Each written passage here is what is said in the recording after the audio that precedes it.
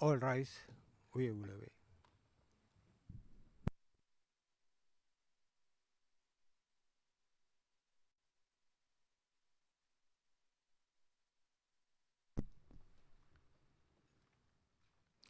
Please be seated. Veuillez vous asseoir.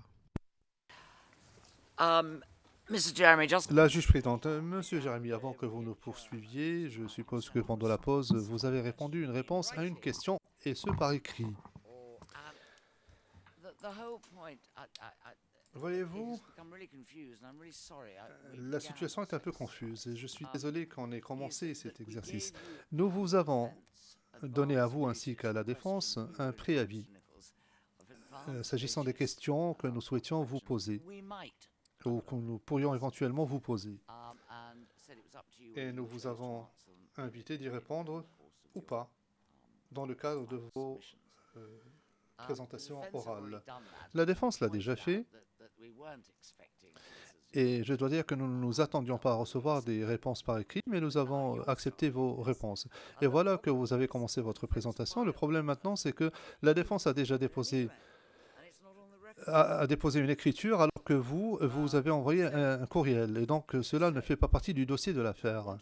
Si vous souhaitez répondre aux questions, et je m'adresse aux deux parties maintenant, dans le cadre de votre réquisitoire et vos plaidoiries, soit, mais sinon, nous vous poserons des questions, éventuellement à la fin de cette procédure.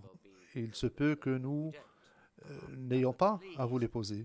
Mais de grâce, ne répondez pas par mail, parce qu'à un moment ou à un autre, il faudra que cela figure au dossier de l'affaire. Et il serait utile aussi que vous déposiez une écriture. Non, vous avez fourni une liste de références, mais vous devriez aussi déposer une écriture officielle. Vous avez l'intention de citer certaines références, c'est très utile, certes, mais il faut que cela fasse partie du dossier de l'affaire. Monsieur Nichols, merci Madame la Présidente. Je vous prie de m'excuser si on a opté pour la voie du mail. La juge présente. Oui, mais comme je l'ai dit, nous avions bien précisé que nous ne nous attendions pas à recevoir des réponses par écrit. Nous acceptons la réponse de Maître Lauchi, mais vous aussi, vous devez peut-être le faire par écrit. Monsieur Nichols, nous pouvons aussi répondre par oral. Alors, Madame la Présidente, Mesdames les juges, avant que Monsieur Jérémy ne poursuive sa présentation, j'ai fait une erreur ce matin et je prie mes contradicteurs de bien vouloir m'excuser. Je fais référence à la page 53, ligne 25 et page 54. Je me suis trompé lorsque j'ai dit que nous avions achevé la présentation de nos moyens en février 2022. Je me suis trompé d'une année et donc mon calcul n'était pas très bon non plus. Et en ce qui concerne la date du début de la présentation des modes de la défense, c'était en 2023. La juge présidente, 2023, effectivement, merci. Maître Lauchi, avant de passer à autre chose, comment est-ce que vous voulez que l'on procède s'agissant des tables de référence? La juge présidente, déposer une écriture? Je ne sais pas, quelle est la réponse? J'attends que l'on me donne des instructions quand vous pouvez le constater.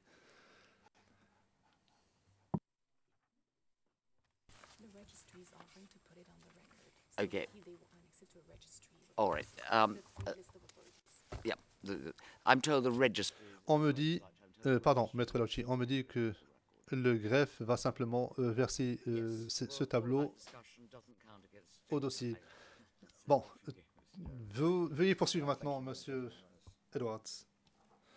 Merci, Monsieur Edwards, merci, Madame la Présidente, Madame la Juge. Je passe maintenant à mon troisième sujet, à savoir la compétence, la question de la compétence. Nous allons donc présenter les éléments qui démontrent que Monsieur Abdelrahman pouvait tout simplement s'attendre raisonnablement à faire l'objet de poursuites. Nous allons préciser ce que nous avons mis dans notre mémoire en clôture. Vous êtes consciente de la décision de la Chambre d'appel à cet égard. Il y a un extrait qui est affiché à l'écran. Et rappelez-vous que pour l'essentiel, la Chambre d'appel a conclu que l'accusé aurait pu prendre des mesures pour pouvoir se conformer à ses obligations en vertu du droit international et qu'il était en mesure de comprendre les conséquences pénales qui découlent du fait qu'il ait engagé sa responsabilité personnelle. Madame la Présidente, nous estimons que cet élément fera partie de votre jugement en l'application de la règle 74 et sur la base de la décision prise à la majorité par la Chambre d'appel, la question devant la Chambre de première instance est simple. Est-ce que l'accusé pourrait raisonnablement s'attendre à faire l'objet d'une poursuite en vertu du droit international ou droit national pour les crimes qui lui sont reprochés? Autrement dit, lorsque l'accusé et ses forces ont tué et violé les civils à Kodoma et Bindisi, les obligeant ainsi à fuir leur foyer, qu'ils ont pillé et incendié par la suite, et lorsqu'ils ont été détenus, torturés et exécutés, qu'ils ont exécuté plus d'une centaine d'hommes à l'extérieur de Moukjar, et il en va de même pour la zone à l'extérieur de Delej, est-ce qu'ils pouvaient s'attendre raisonnablement à être poursuivis pour ce comportement? Les éléments de preuve démontrent qu'ils auraient pu s'attendre à cela, et pour preuve, j'en veux pour preuve donc la chronologie que nous avons exposée tout à l'heure brièvement, vu l'expérience professionnelle et le parcours professionnel de l'accusé. M. Abdelrahman aurait dû savoir que son comportement était criminel. Madame la Présidente, Mesdames les juges, rappelez-vous que le gouvernement du Soudan a confirmé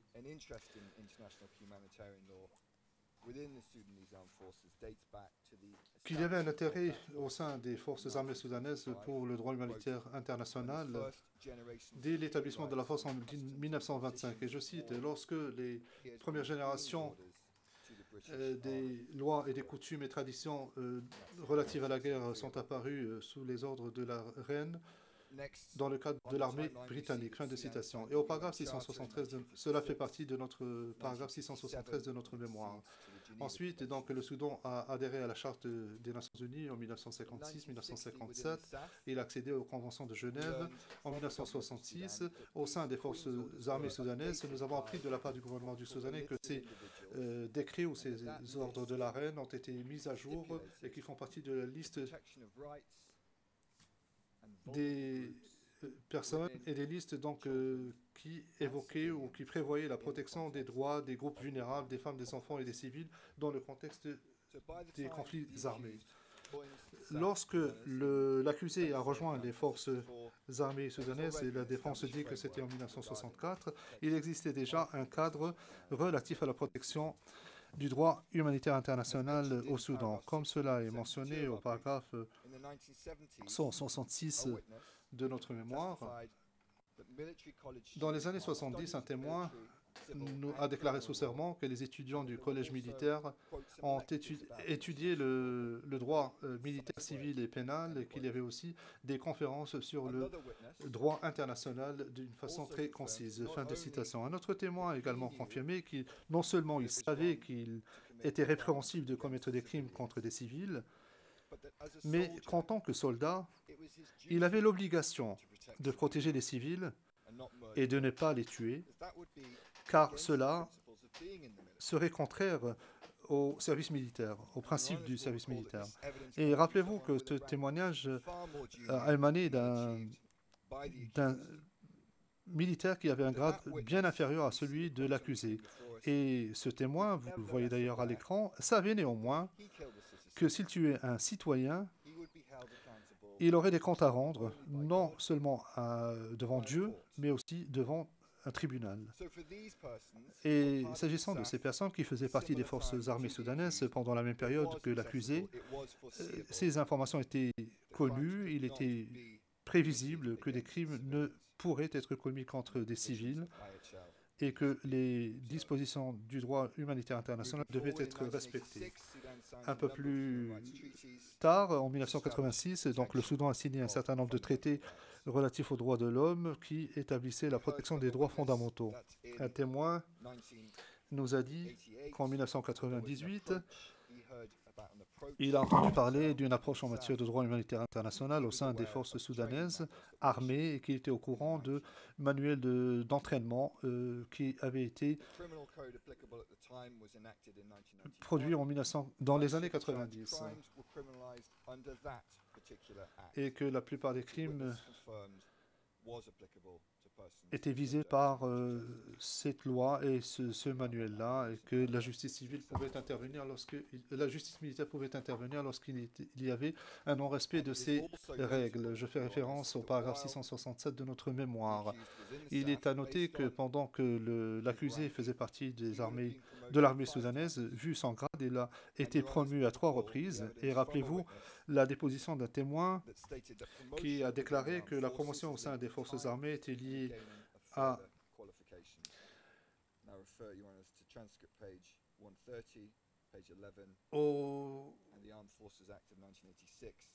l'ancienneté ainsi qu'à d'autres qualifications. Et je fais référence à la transcription 130, page 11, et à la loi sur les forces armées de 1986, DAR OTP 00067136, page 16. Vous avez également entendu un autre témoignage selon lequel, en 1986, il y avait une formation sur les lignes directrices générales du droit humanitaire international qui avait été fournie aux forces armées soudanaises. En 1998, une nouvelle constitution soudanaise a été votée et elle contenait une déclaration des droits. Et vous vous rappelez aussi la déposition d'un témoin qui nous a dit que le manuel sur l'entraînement de l'année 2000 a été utilisé par les forces armées soudanaises pour former les troupes des différents grades, y compris les sous-officiers. Vous vous rappelez que dans ce manuel, il est bien précisé que les conventions de Genève et de La Haye comportaient une bonne partie des préceptes islamiques qui dataient déjà de 14 siècles, notamment le principe de la proportionnalité et de la distinction. Et vous vous rappelez que cet élément a été soutenu et corroboré par la déposition des témoins des 16 et des 8. En 2002, le Soudan a signé un accord en vertu duquel les parties s'engageaient à respecter le droit humanitaire international, y compris les conventions de Genève. En 2003-2004, donc période de conflit qui nous intéresse, vous vous rappelez la déposition ou les éléments de preuve que nous avons exposés au paragraphe 677 de notre mémoire, qui était très significatif. Nous avons entendu dire que le système militaire, la justice militaire des forces armées soudanaises avait des bureaux au sein des unités au Darfour et que des conseillers juridiques organisaient des briefings sur le droit humanitaire international avant le déploiement dans le cadre d'opérations au Darfour. Mesdames les juges, vous vous souviendrez également que lors des attaques, les attaques visées par les charges, l'accusé lui-même a été confronté par des personnes préoccupées par son immoralité et ses actions illicites et qu'il aurait rejeté du revers de la main ces accusations. Vous avez à l'écran devant vous une citation. Il s'agit de quelque chose qui a été dit par le témoin P878, transcription page 78, 41.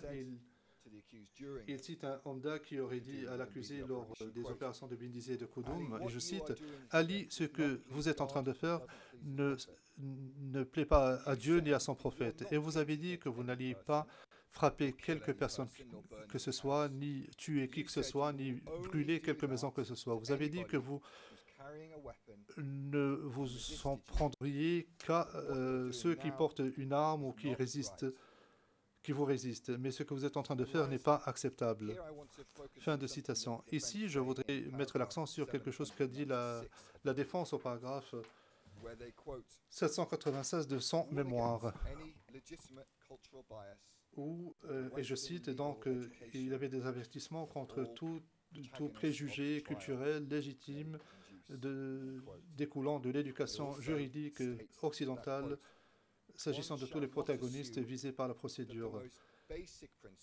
Et d'ajouter que l'on ne doit pas supposer que les principes fondamentaux du droit humanitaire international étaient connus et compris par le citoyen lambda du Darfour en 2003-2004.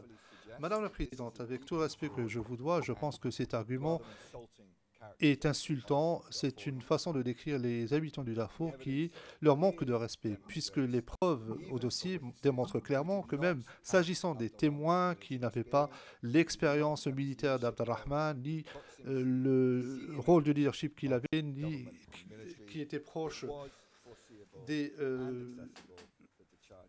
des supérieurs militaires et des représentants du gouvernement, avaient accès à ces informations.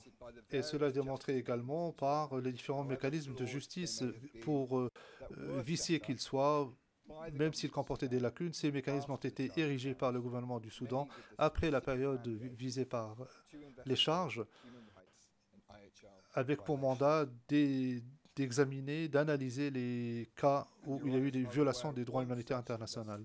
Vous êtes au courant des activités d'un organe en particulier qui a auditionné M. Abdelrahman en 2006. Pendant cette audition,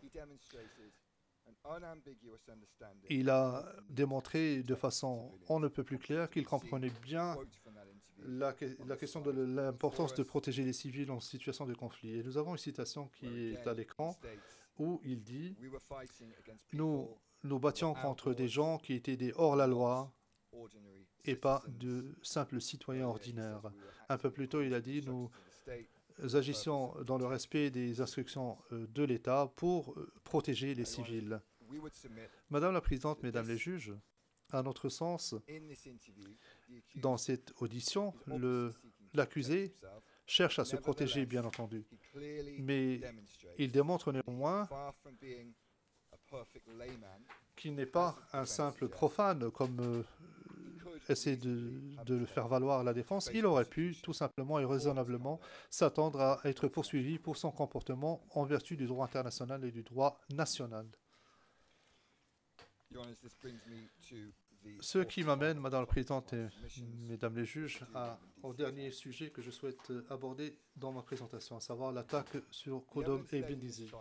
Les éléments de preuve qui sont versés au dossier de cette affaire démontrent que les événements autour du 15 et du 16 août 2003, les forces du Janjaweed et les forces du gouvernement soudanais, menées par l'accusé, ont attaqué plusieurs localités et se sont terminées par l'attaque de plusieurs villages fours, y compris donc Kodom et Bindizi. Comme cela a été démontré au paragraphe 267 de notre mémoire, il n'y a pas eu de rebelles présents dans les villages qui ont fait l'objet de l'attaque, même si un article faisait état d'une résistance de la part de quelques individus armés.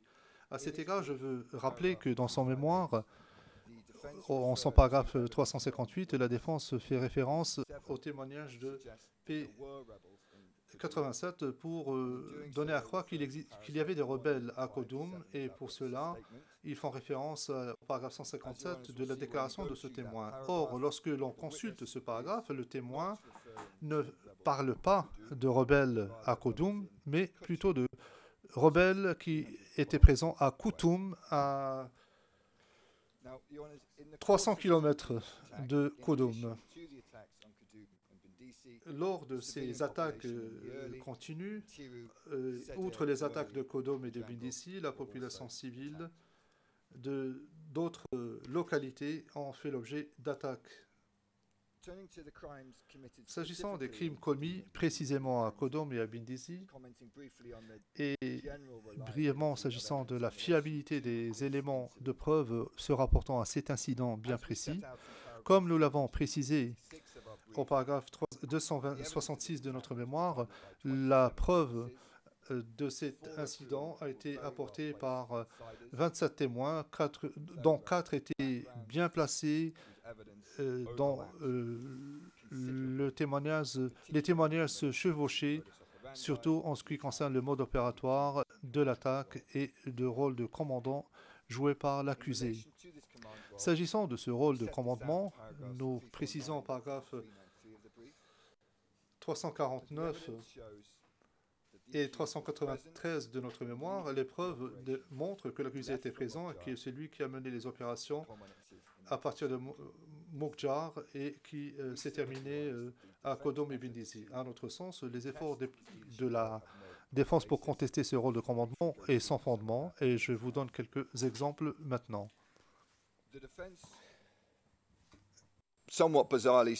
La défense semble indiquer bizarrement que Abdelrahman n'était même pas présent lors de l'attaque sur Bindisi.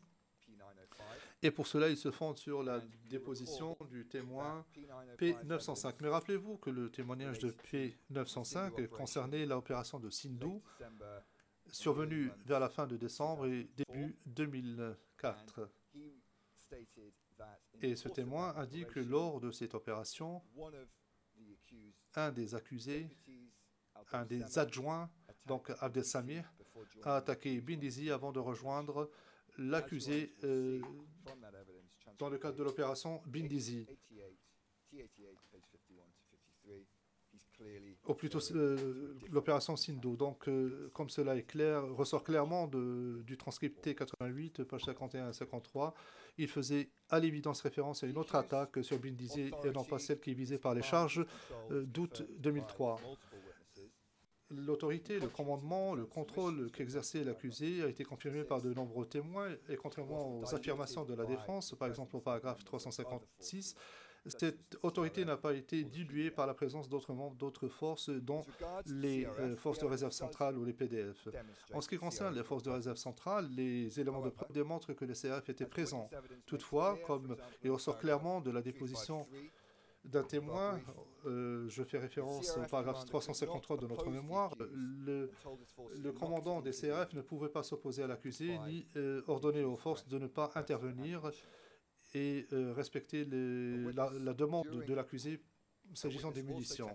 Un témoin, donc un autre témoin, a dit qu'il n'était pas en mesure de s'adresser à l'accusé parce que celui-ci jouissait d'une force inouïe. Fin de citation, paragraphe 353. Les coordinateurs des PDF étaient également présents, mais les éléments de preuve démontrent qu'ils étaient subordonnés à l'autorité de Abdelrahman. L'un d'entre eux a dit qu'il ne pouvait pas remettre en question les décisions de l'accusé, sinon il risquait d'y laisser sa peau. Je fais référence au paragraphe 353 de notre mémoire, et d'une manière générale, les preuves démontrent que les PDF étaient des civils et qu'ils n'avaient pas de rôle de commandant comme tel. Paragraphe 76 de notre mémoire en clôture. Du fait de son rôle, de son autorité, ses paroles et son comportement, donc l'accusé a ordonné et encouragé la commission de crimes, les crimes visés par les charges commises par les Janjaweed, y compris les Aguides comme Bonjous et Samir, qui ont relayé ces ordres à leurs hommes, et je fais référence au paragraphe 355 à 382 de notre mémoire. Je vais en parler brièvement maintenant. Les premiers villages attaqués dans le cadre de l'opération étaient Nieli et Tirou. Rappelez-vous qu'on a entendu le témoin P921 parler de villages incendiés, de tueries, de passage à tabac à Tirou par les Janjaweed qui avaient jeté des gens, des enfants dans des maisons incendiées. Et donc ces preuves rappellent aussi que des personnes à Tirou, à Nierli, ont été tuées, violées et chassées de leurs propriétés, lesquelles ont été pillées et incendiées. L'accusé a donné des ordres à Nierli. Il a ordonné à ses hommes d'avancer sur le village et a ordonné au coordinateur des PDF de continuer. Il aurait scandé un slogan du genre Allah Akbar, ratisser, nettoyer, Amsa Aksa. Et le témoin l'a entendu dire également tuez-les tous,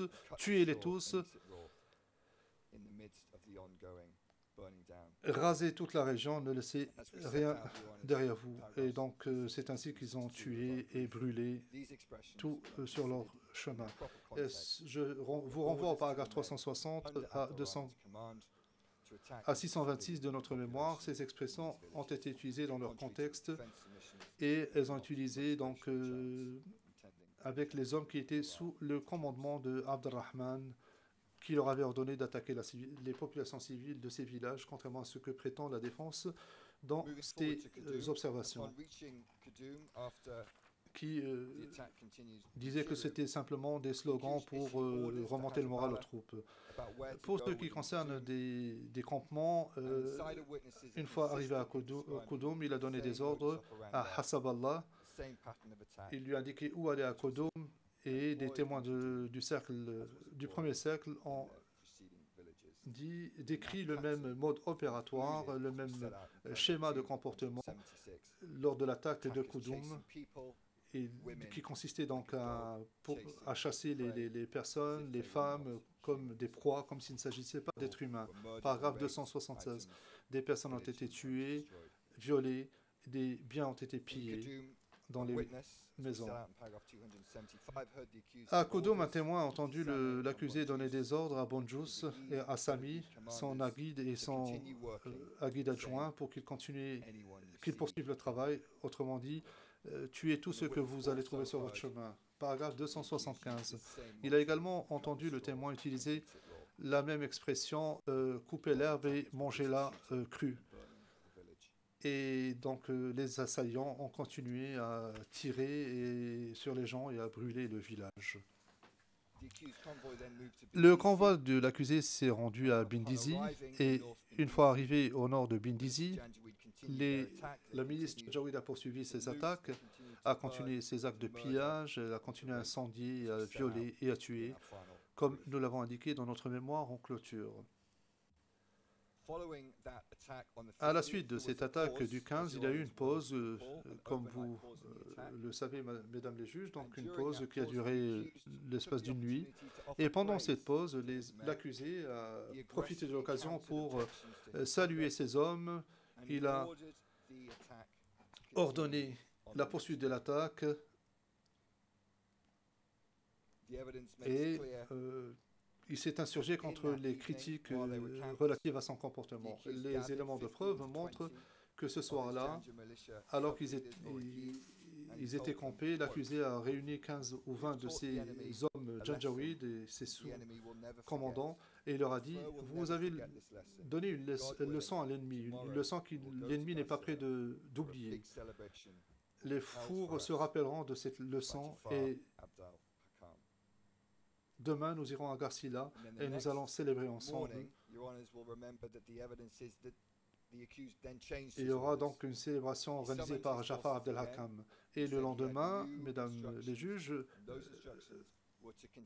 l'accusé a changé ses ordres. Il a donné l'ordre de poursuivre les attaques pour continuer l'attaque sur Bindizi. Des ordres très clairs et c'est précisément ce qui s'est passé comme nous l'indiquons dans notre mémoire en clôture. L'attaque s'est poursuivie sur Bindizi le 16 et des témoins, y compris le témoin P12, l'a vu dans le sud de Bindizi donner des ordres aux milices Janjaweed alors que ceux-ci se livraient à des actes de pillage et ils incendiaient le village et les Aguides ont relayé ces ordres à leurs hommes.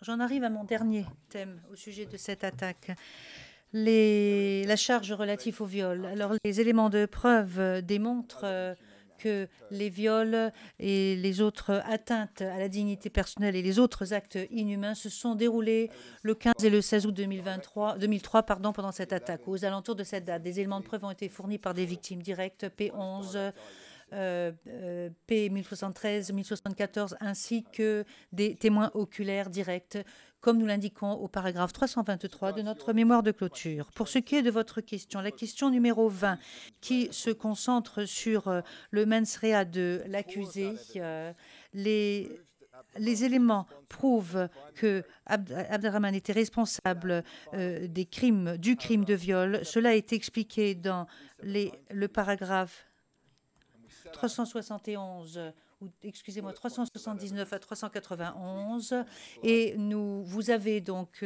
certains éléments qui sont repris sur l'écran maintenant. Je ne vais pas entrer dans les détails maintenant, mais j'insiste sur les viols et mauvais traitements qui se sont déroulés dans les villages immédiatement après l'attaque de Mindisi, pardon, et vous avez également ce qui est écrit en dernier, les ordres de Abdelrahman qui ont été donnés afin que soient commis d'autres crimes violents. Et j'aimerais m'intéresser brièvement à cette catégorie.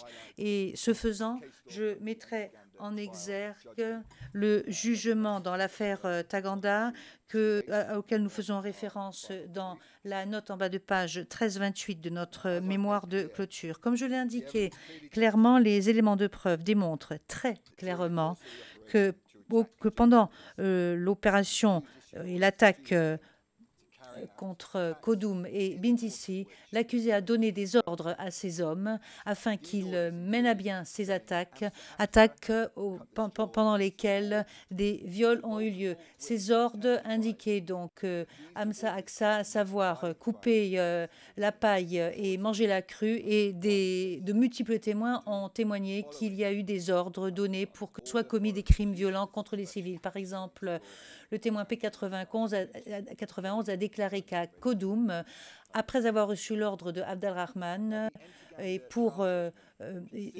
conformément à son ordre donné pour que soit coupée l'herbe ou le foin et la paille et la manger crue, les Janjaouis ont commencé à piller, tuer, violer et incendier. Paragraphe 380. Vous avez le jugement en première instance dans l'affaire Taganda qui a considéré l'importance d'une expression qui est utilisée communément par des commandants afin de transmettre des ordres à leurs soldats. Par exemple, au paragraphe 415 de ce jugement, ils ont conclu qu'il y avait une expression qui était communément utilisée par les commandants pour donner des ordres à des soldats et qui était compris par les soldats comme signifiant attaquer tous les Hindous, notamment les civils, et piller leurs propriétés. Pour ce qui est des actes de violence sexuelle en l'espèce, la Chambre, dans l'affaire Taganda, a conclu que les opérations qui se sont déroulées ont démontré qu'il y avait des actes de violence sexuelle ainsi que des meurtres, d'autres actes de violence physique qui ont été utilisés comme outils par les commandants et les soldats pour parvenir à leur objectif qui était de détruire les communautés hindoues dans les localités qui subissaient les attaques. De même, en l'espèce, des actes de viol ainsi que des actes d'autres crimes violents ont été utilisés comme un outil, un vecteur pour parvenir à l'objectif qui était d'attaquer et de détruire ces communautés dans la localité de Bindisi. Par exemple, les actes de viol et d'autres crimes de violence sexuelle, conformément aux chefs d'accusation 6 à 9, ont été commis pendant que d'autres crimes violents étaient commis, tels que des pillages et des meurtres. Et ainsi, cela fait partie intégrante de ce qui a été décrit par un témoin comme étant, et je cite, une opération pour tuer, déplacer et brûler la population de ces villages. Fin de la situation. Transcription 78, page 23. La Chambre de l'affaire Taganda a également conclu que lors des viols, les auteurs faisaient subir d'autres violences à leurs victimes. De même, à Bindisi, tel que cela est indiqué au paragraphe 380 de notre mémoire de clôture, alors que des viols étaient commis, la milice ou les Janjaouines utilisaient des langages ou des expressions extrêmement dérogatives et appelaient leurs victimes des Nuba et des Tora Bora, tout en commettant les viols. Ils déclaraient qu'ils avaient obtenu la permission du gouvernement du Soudan pour ce faire, pour décimer la population, pour les tuer et pour les chasser, comme si elles n'avaient aucune importance. Une fois de plus, mesdames les juges, nous voyons qu'il s'agit du même comportement, de la même tendance, tout comme nous l'avons expliqué au paragraphe 333 à 335 de notre mémoire de clôture.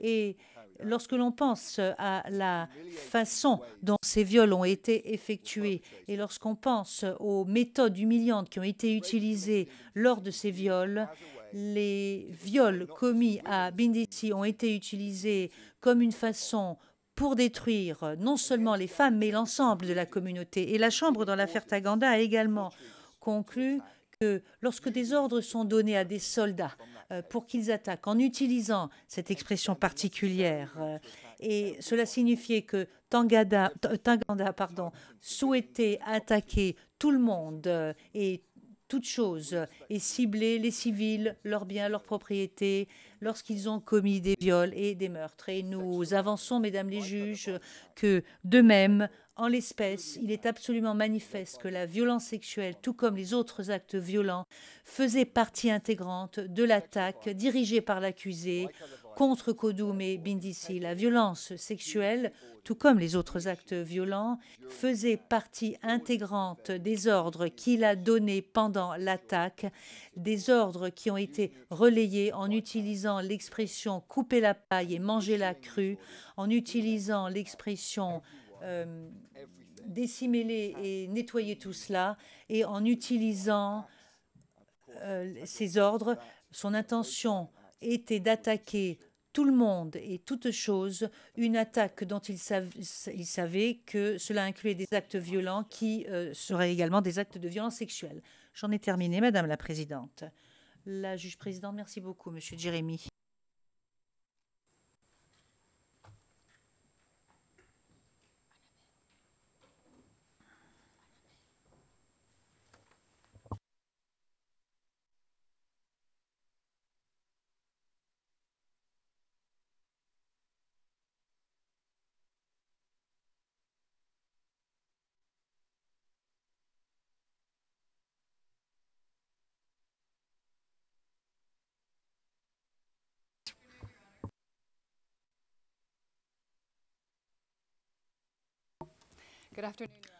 Madame Maurice, bonjour, je m'appelle Laura Maurice et je vais reprendre l'argument soulevé par la défense au sujet de Mukjar et de la persécution. Mesdames les juges, les accusés ont une responsabilité pénale pour le mauvais traitement infligé aux détenus au poste de police de Mukjar au début du mois de mars 2004. L'accusé a une responsabilité pénale pour le meurtre de 177 détenus qui ont été transportés vers des lieux à l'extérieur de Mukjar et pour les tentatives de meurtre de 2 hommes qui, miraculeusement, ont survécu. En dépit du fait qu'il s'agissait d'un poste de police qui avait des ressources humaines et qui fonctionnait, les éléments de preuve ont démontré que l'accusé a eu un accès tout à fait libre à des centaines de détenus qui se trouvaient au poste de police de Mukjar. L'accusé a supervisé les traitements et les sévices infligés par les Janjaweed, la milice et les forces du gouvernement. L'accusé a également participé activement à cela. Il a frappé plusieurs détenus avec sa hache, comme il le faisait. L'accusé avait tout à fait l'autorité pour entrer dans les cellules et pour en faire partir les détenus. L'accusé a vu comment les détenus ont été mis à bord de véhicules en présence de Abdullah Torshan, qui était le commissaire de Mukjar, ainsi qu'en présence du chef des CRF et de la police qui supervisait le poste de police de Mukjar, à savoir Mustapha Al-Taïb. Le véhicule de l'accusé dirigeait le convoi. L'accusé avait le contrôle du sort de ces détenus. En quelques heures, quelques 177 hommes ont été conduits vers 3 sites à l'extérieur de Mukjar et ont été exécutés sommairement. Leur corps a été laissé empiler, leurs corps qui se sont décomposés, qui ont été découverts par des villageois qui les ont trouvés un mois plus tard lorsque les forces du gouvernement du Soudan les ont enterrés rapidement en laissant sur le site des vêtements tachés de sang. Le comportement de l'accusé, à savoir mauvais traitement et exécution de détenus, sera répété à Delège une semaine plus tard, comme mon confrère ou ma consoeur l'expliquera plus tard.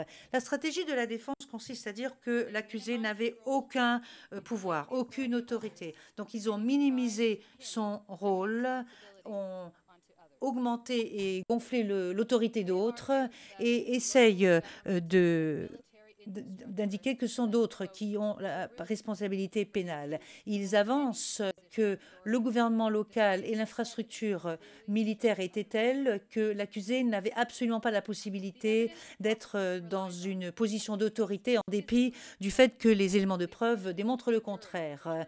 L'accusation s'est appuyée sur les éléments de preuve de personnes qui étaient présentes physiquement au poste de police. Cela émane de témoins qui se trouvaient dans ces cellules. Cela émane de témoins qui ont été frappés personnellement par l'accusé avec sa hache et qui ont encore des cicatrices pour le prouver une vingtaine d'années plus tard.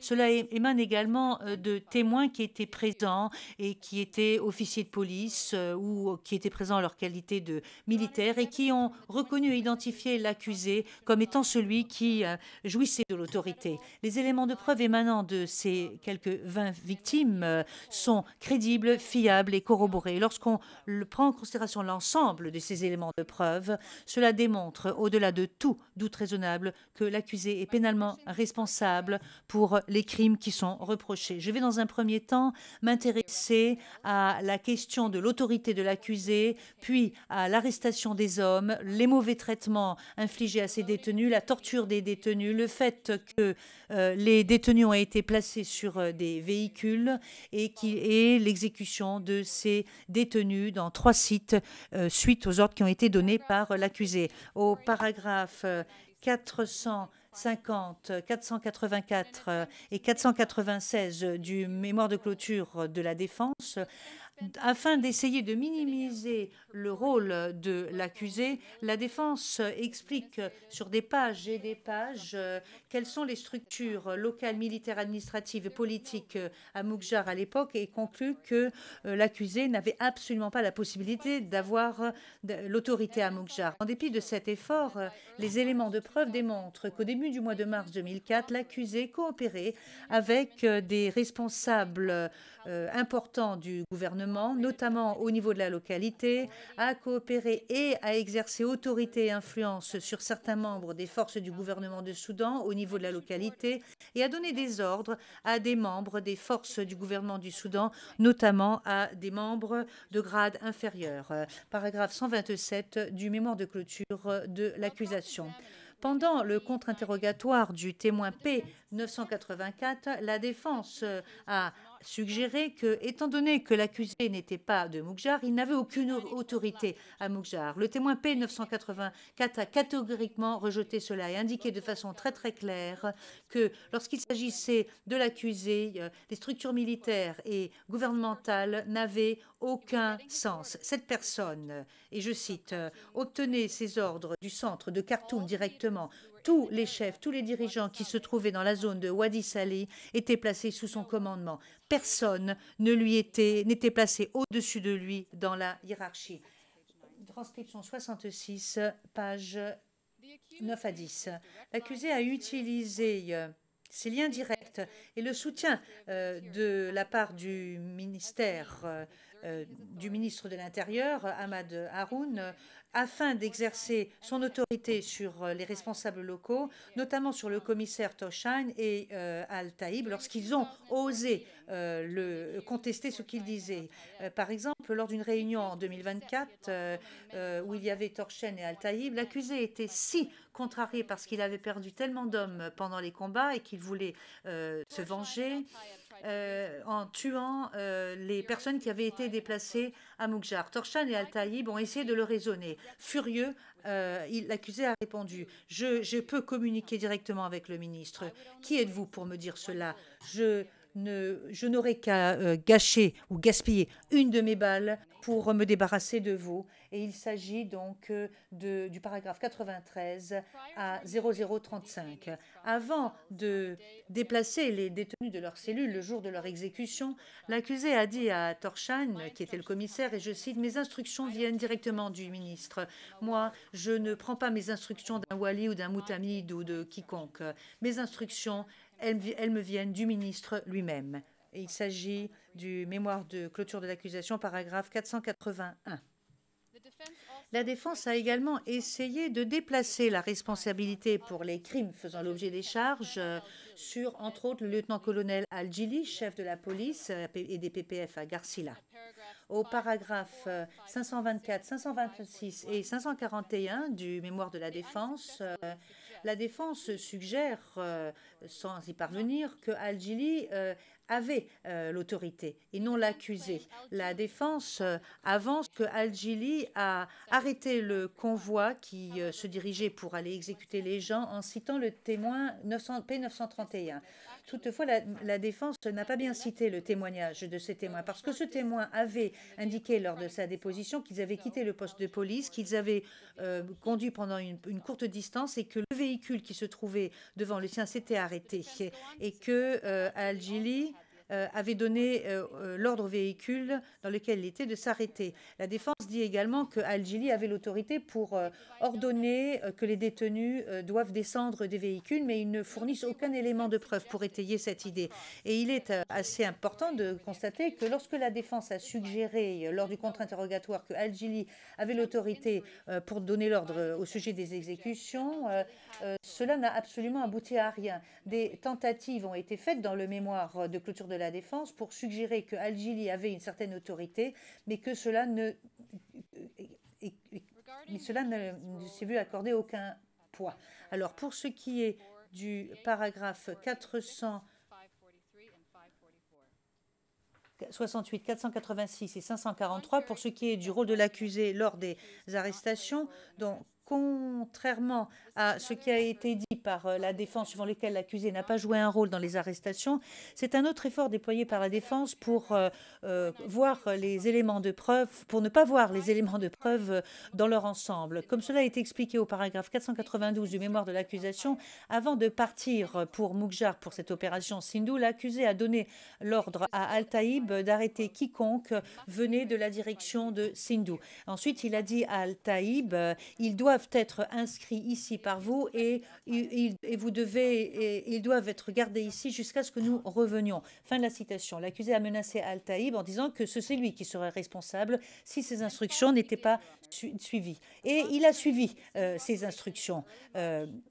En revenant de l'opération de Sindhu au début du mois de mars 2004, l'accusé s'est rendu au poste de police de Moukjar où les cellules étaient pleines à craquer d'hommes qui avaient été arrêtés au poste de contrôle, détenus qui venaient des villages qui se trouvaient au nord-est de Moukjar, exactement comme il l'avait demandé et ordonné. Pour ce qui est du fait que les chefs fours ont été ciblés, et cela est indiqué au paragraphe 471 dans le mémoire de clôture de la défense, contrairement à la suggestion avancée par la défense suivant laquelle les chefs de la communauté four qui étaient ciblés que cela correspondait à une politique explicite du gouvernement du Soudan, des éléments de preuve apportés par de nombreux témoins, notamment des témoins de l'intérieur, démontrent que les chefs des communautés arrivant depuis Moukjar ont été ciblés et arrêtés parce qu'on pensait qu'ils étaient affiliés aux rebelles ou qu'ils les soutenaient. Paragraphe 401 du mémoire de l'accusation. Dans son audition de 2006 avec le gouvernement du Soudan, l'accusé lui-même a déclaré que 4 Oumda Four étaient responsables de la rébellion, avaient dirigé la rébellion. Document 0219 0700 à la page 70-15.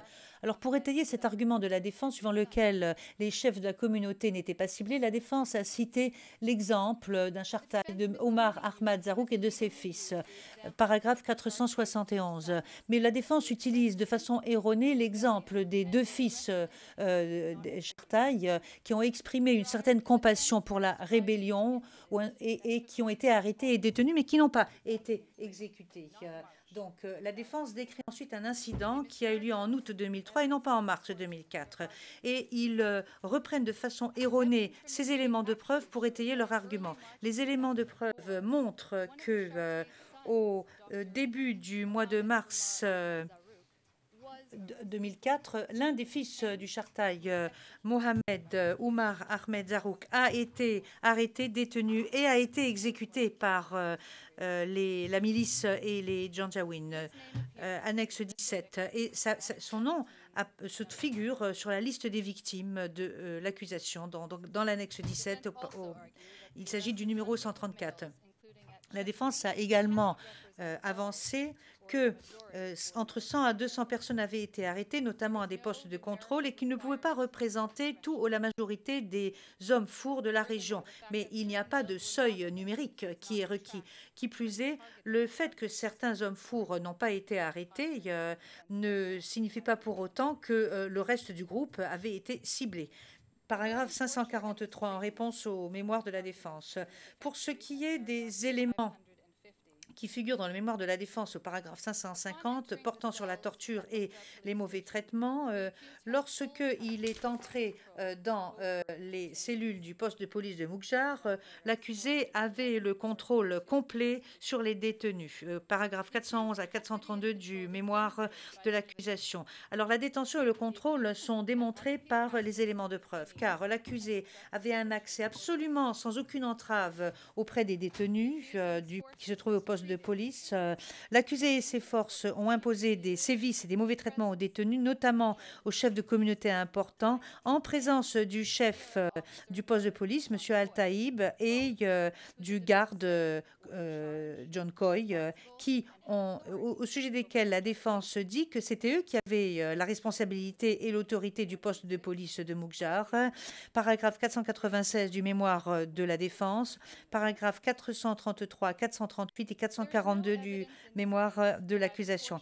Il n'y a aucun élément de preuve en l'espèce suivant lesquels Torsheim ou Al-Taïb ont pris des mesures pour exercer leur soi-disant censée autorité et pour empêcher l'accusé à tout moment, à n'importe quel moment.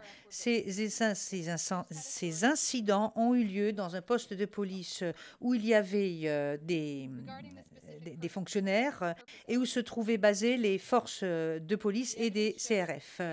Alors, pour ce qui est de l'élément de torture, les éléments de preuve démontrent que la souffrance a été infligée de façon pour punir, intimider et pour discriminer. Je vais vous en donner quelques exemples.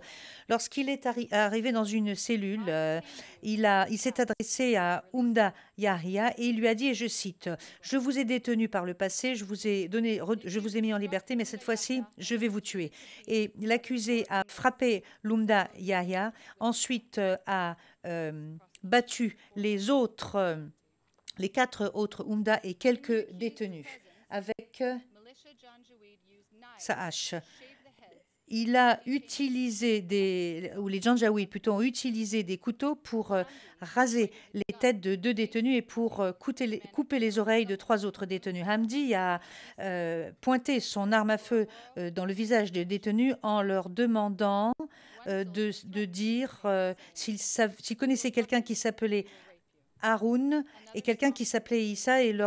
Un soldat a dit aux détenus, nous allons vous niquer, nous allons vous violer. Il y en a un autre qui a marché sur les détenus avec sa botte. Alors, il faut savoir que la jurisprudence de la CPI et des tribunaux ad hoc ne présente aucune ambiguïté pour ce qui est de savoir quel est l'objectif qui sous-tend cette violence. Car cet objectif précis doit faire partie du motif qui sous-tend le comportement, mais ne doit pas être le seul objectif ou l'objectif prédominant. Alors, les éléments de preuve de mauvais traitement sur les détenus sont tout à fait crédibles, fiables et corroborés, contrairement aux arguments avancés par la défense au paragraphe 501. La défense accepte que les mauvais traitements des détenus au poste de police de Moukjar sont corroborés par plusieurs témoins. Toutefois, de façon assez cynique, il suggère que la raison en est que les détenus qui ont témoigné souffrent, et je cite, d'un phénomène de mémoire collective. Fin de la citation.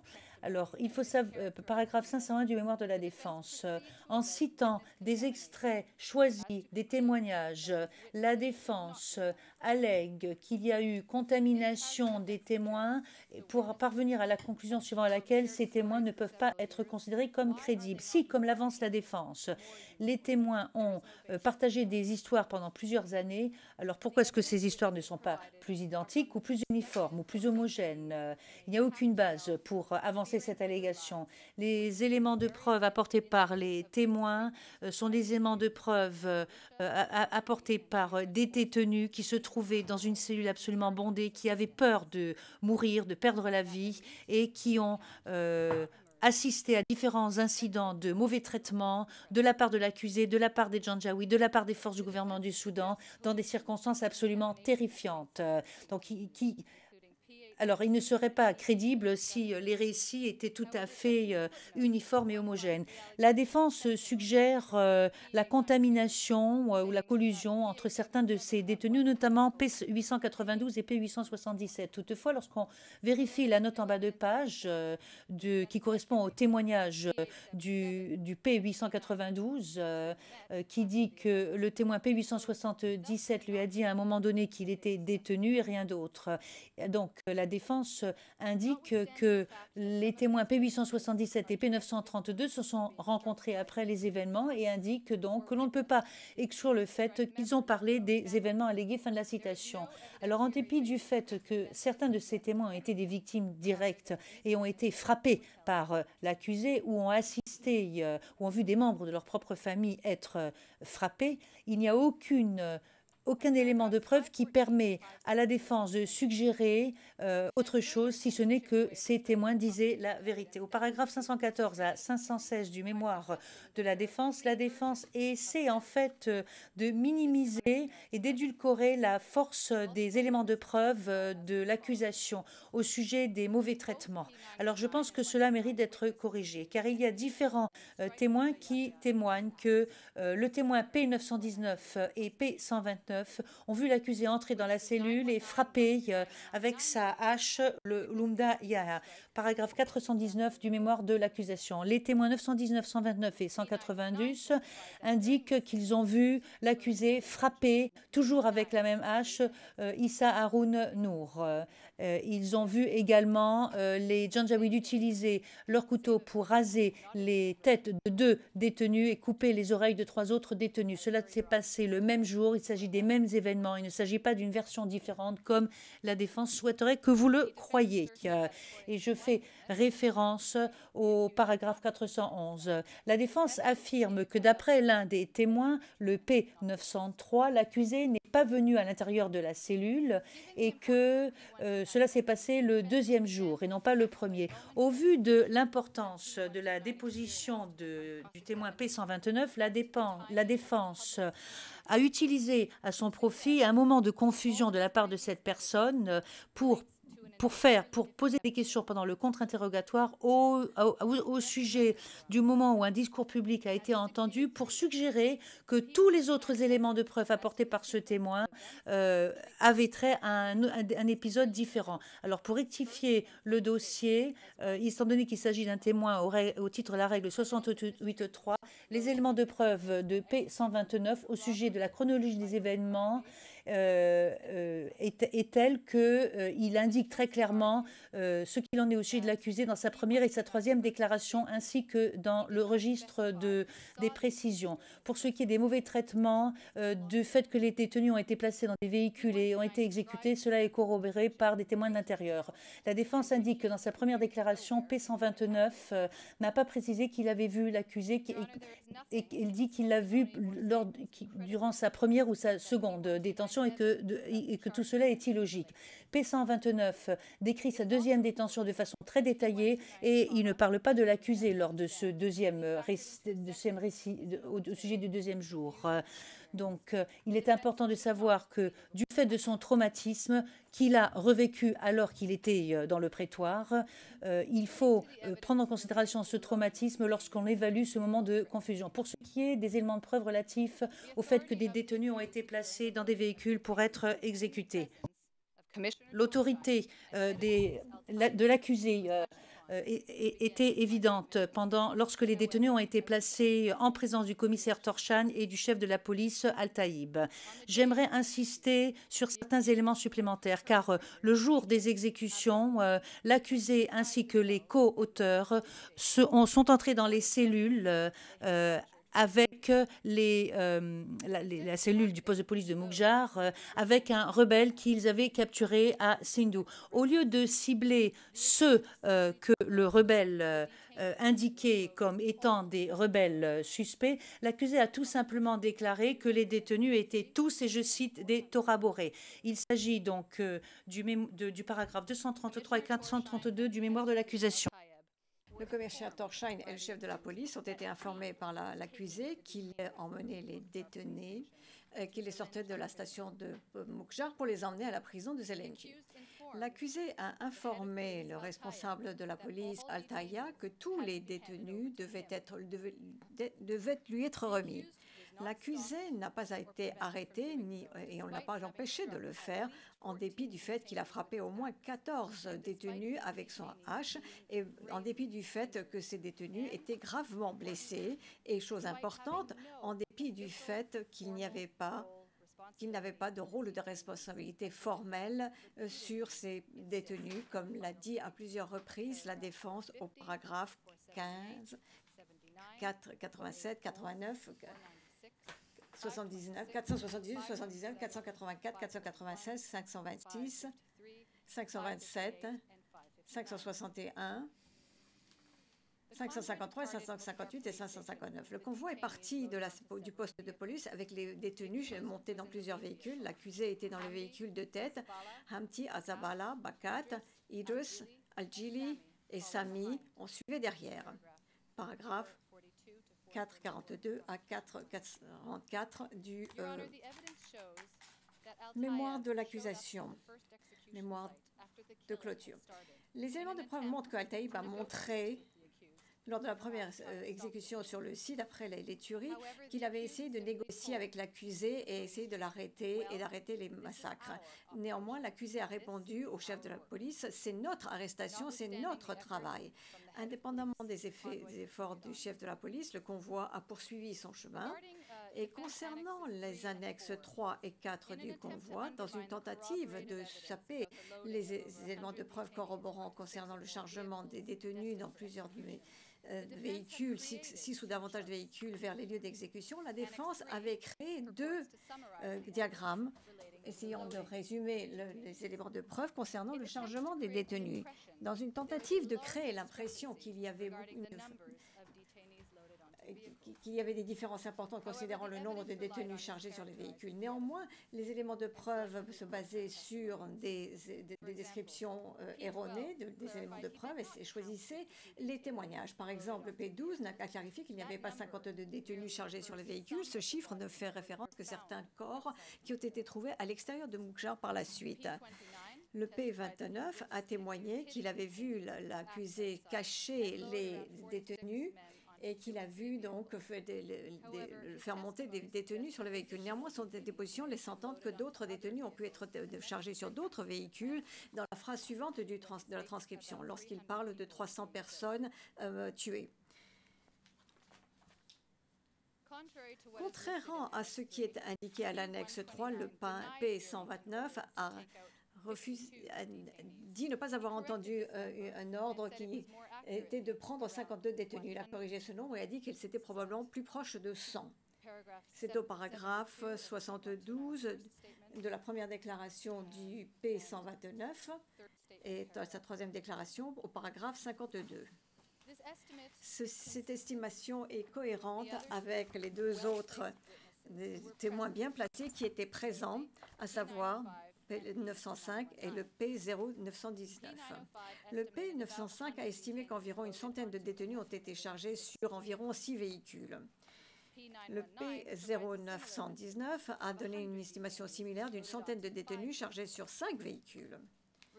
Concernant les deux autres témoins présents, le P984 et le P931, le P984 a dit qu'il n'a pas été témoin du chargement, il ne connaît pas le nombre exact, et le P931 n'a pas donné d'estimation.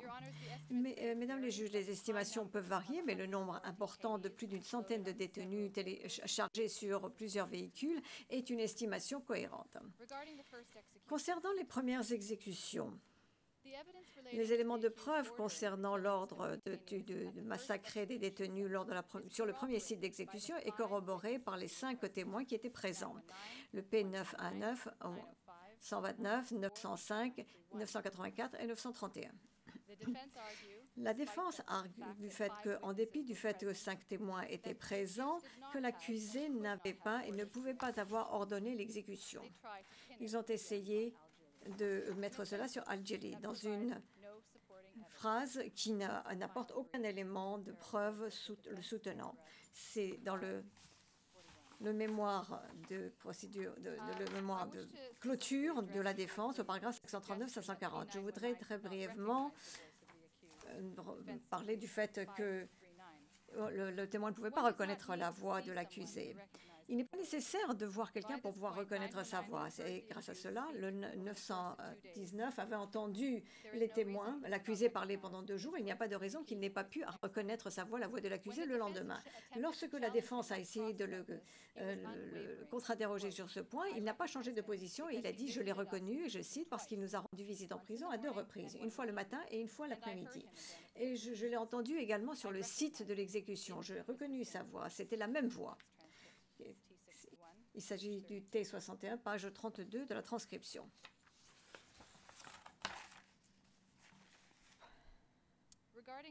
Concernant l'annexe 4, la défense a compilé un autre diagramme concernant les différences concernant le nom du premier site d'exécution et le nombre de victimes qui ont été tuées sur ce lieu dans un effort de faire en sorte que les éléments de preuve sont moins corroborés qu'elles ne le sont. Le fait que 3 des 4 témoins présents lors de la première exécution n'étaient pas originaires de Moukjar et ne connaissaient peut-être pas le nom spécifique de corps, c'est quelque chose que la défense n'a pas pris en compte. La défense est également silencieuse sur le fait que certains témoins et leur référence à l'emplacement du premier site d'exécution est près d'un arbre et d'un corps. 3 témoins, le P877, 129 et 984, ont fait référence à l'emplacement du corps en utilisant l'arbre comme une référence. 2 autres témoins, le P984 et 877 ont fait référence à ce même arbre comme un marqueur. 5 autres témoins citent ce site près de corps, près de la base Unamide, où la base Unamide par la suite serait située. Je fais référence au TC 1515 du mémoire de clôture de l'accusation. La défense a tenté d'affirmer que les écarts concernant les différences entre les nombres de victimes jette un doute sur la fiabilité des témoins. 905, 931, 984 et 931. Et le P984 n'a pas vu le début de l'exécution, donc ne pouvait pas donner une estimation. Un témoin n'a pas été à même de voir, comme cela a été expliqué au paragraphe 449 du mémoire de clôture de l'accusation. Concernant le 3e site, la défense a appelé et a remis en question l'emplacement exact du site en comparant ce que le 129 a dit avec d'autres témoignages par la suite. Et ceci reste néanmoins immatériel et n'impacte pas la crédibilité du 129. Mesdames les juges, les éléments de preuve établissent au-delà de tout doute raisonnable que Adam Adeguis est responsable des crimes dont il est accusé à Moukjar début mars 2004. Maintenant, avec votre indulgence, dans le temps qui me reste, je vais brièvement parler de la persécution, des charges liées à la persécution. La défense s'occupe d'abord des charges de persécution basées sur le genre. La persécution sur les motifs politiques et de genre à Moukjar Et dans le temps qui me reste, je voudrais mettre l'accent sur ces points. Comme vous avez pu l'entendre au cours de ces quelques heures, l'accusé et ses forces ont chargé 177 hommes sur des véhicules au poste de police de Moukjar et les ont exécutés. Une semaine plus tard environ, l'accusé et les mêmes forces sont allés à Delage. Et au poste de police de Delage, ils ont chargé une autre centaine d'hommes dans les véhicules et les ont exécutés de la même façon. Tragiquement, pour ces plus de 300 hommes, leur sort était scellé parce que, aux yeux des auteurs, ils répondaient aux critères qui en faisaient un groupe cible. Pour Moukjar et Delage, les facteurs ou les proxys pour les auteurs qui identifiaient les groupes cibles, il y en avait 4. Être un homme, venant de l'extérieur de Moukjar, essentiellement en âge de combattre. Des personnes qui s'inscrivaient dans ces facteurs, dans ces éléments, étaient donc considérées ou perçues comme étant des rebelles ou des sympathisants des rebelles. La défense est d'accord sur les fondements des charges pour les persécutions basées sur le genre. Pour Moukjar, dans le mémoire de clôture, il est des mâles, on dit des rebelles ou des hommes, des mâles fours en âge de combattre, perçus comme des rebelles, en majorité des fours. À Delage, il se trouve que tous étaient des hommes. Paragraphe 646 du mémoire de clôture de la défense. Mesdames les juges, à Moukjar et Delage, les victimes masculines étaient ciblées et arrêtées sur la base de ceci.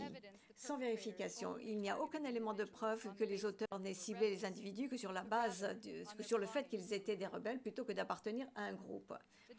La défense indique que les auteurs ne ciblaient pas les victimes en raison de leur identité de groupe, mais plutôt parce qu'ils appartenaient à ou soutenaient la rébellion et ceux-ci constituaient des combattants ennemis.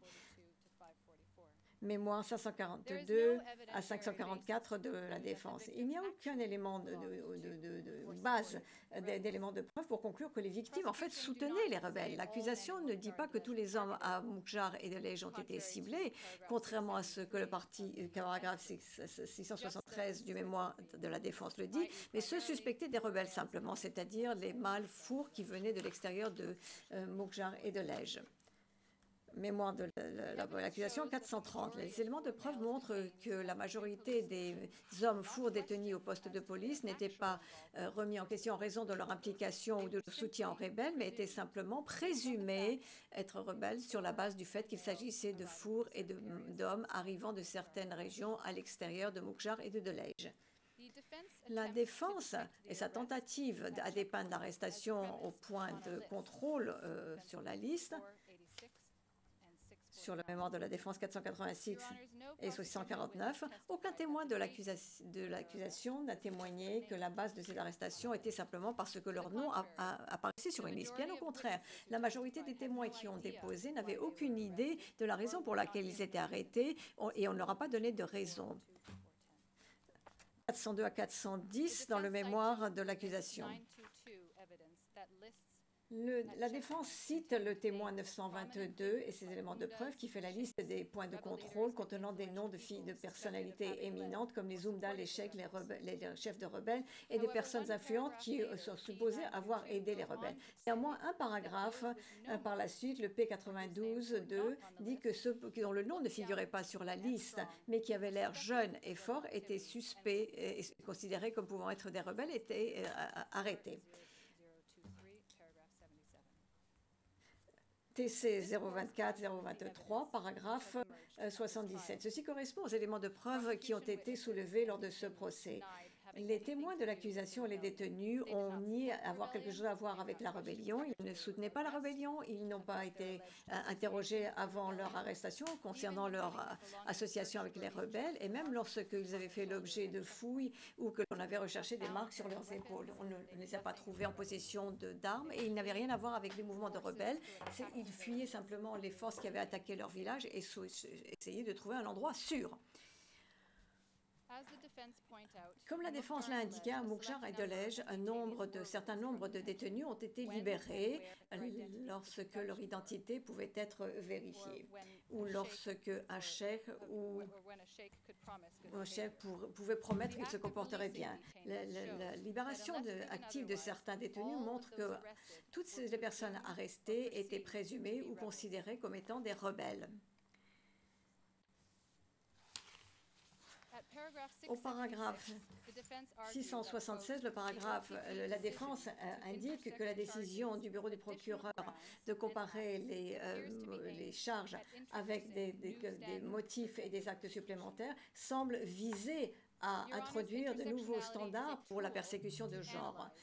Mesdames et messieurs, cette intersection est un outil qui permet d'analyser la réalité dans un contexte donné pour capturer et décrire pleinement les forces de discrimination qui autrement seraient perdues. La notion d'intersectionnalité de différents motifs discriminatoires reconnaît simplement la multiplicité des motifs comme étant un élément de preuve et non pas comme un élément de la loi. Et ces motifs intersectionnels basés sur des raisons politiques, de genre et ethnique capturent la réalité et la façon dont l'accusé et d'autres menaient à bien leur opération de ciblage discriminatoire. Contrairement aux paragraphes 670 et 667 de mémoire de la défense, la définition de genre comme étant une construction perçue d'hommes et de rebelles n'est pas un motif de discrimination. L'accusation n'a pas introduit de nouveaux motifs, ni n'avance une nouvelle théorie juridique, ni un nouveau standard, une nouvelle norme pour la persécution de genre. La construction sociale perçue est simplement une description factuelle de la façon dont, dans cette affaire, des motifs discriminatoires ont été définis et ont joué. La définition du genre à l'article 73 fait référence aux deux sexes, hommes et femmes, dans le cadre de la société. Et la construction sociale perçue est simplement une façon d'expliquer la définition du genre dans le statut de Rome. C'est une façon de définir dans le contexte de la société, de citer dans le contexte de la société. Outre le ciblage basé sur le sexe à Mukjar, la défense a reconnu que dans un contexte patriarcal de la société soudanaise, les rebelles égale des hommes et les hommes sont des rebelles. Ceci établit le fait que la perception d'hommes en âge de se combattre est basée sur les genres et que le ciblage est discriminatoire sur les motifs de genre comme défini à l'article 7.3. Au paragraphe 543 du mémoire de la défense, l'accusation n'a pas approuvé que les auteurs visaient à détruire totalement ou en partie le groupe. La défense semble être d'accord avec les deux normes. Et ceci, c'est au paragraphe 543 et 647 du mémoire de la défense. Et concernant le mens rea, l'accusé était suffisamment conscient des conséquences de ses actions et des contextes factuels répondant à l'article 30, niveau de connaissance. Les discriminations sur la base du genre font que l'accusé était conscient de ses propres actions en ciblant les mâles perçus. Être un homme et être fourre et en âge de combattre était essentiel dans la définition des groupes cibles, ainsi que la perception de victimes individuelles et le ciblage basé sur cela. Les victimes et l'accusé était parfaitement conscient et agissait en toute intention dans le ciblage des hommes et des garçons et de cette manière discriminatoire en les privant de leurs droits fondamentaux. Et j'en termine et je passe maintenant la parole à Mme Whitford qui va prendre la parole maintenant. Merci beaucoup.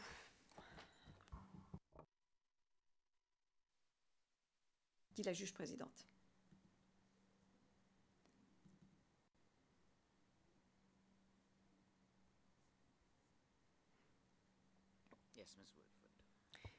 La juge présidente, oui, Madame Whitford. Bonjour, Madame la Présidente, Mesdames les juges. Dans le temps qui nous reste, je vais vous parler de la cohérence et de la fiabilité des éléments de preuve établissant les incidents criminels de Delhaize, et deuxièmement, la responsabilité d'Abdulrahman pour les incidents de Delhaize, et troisièmement,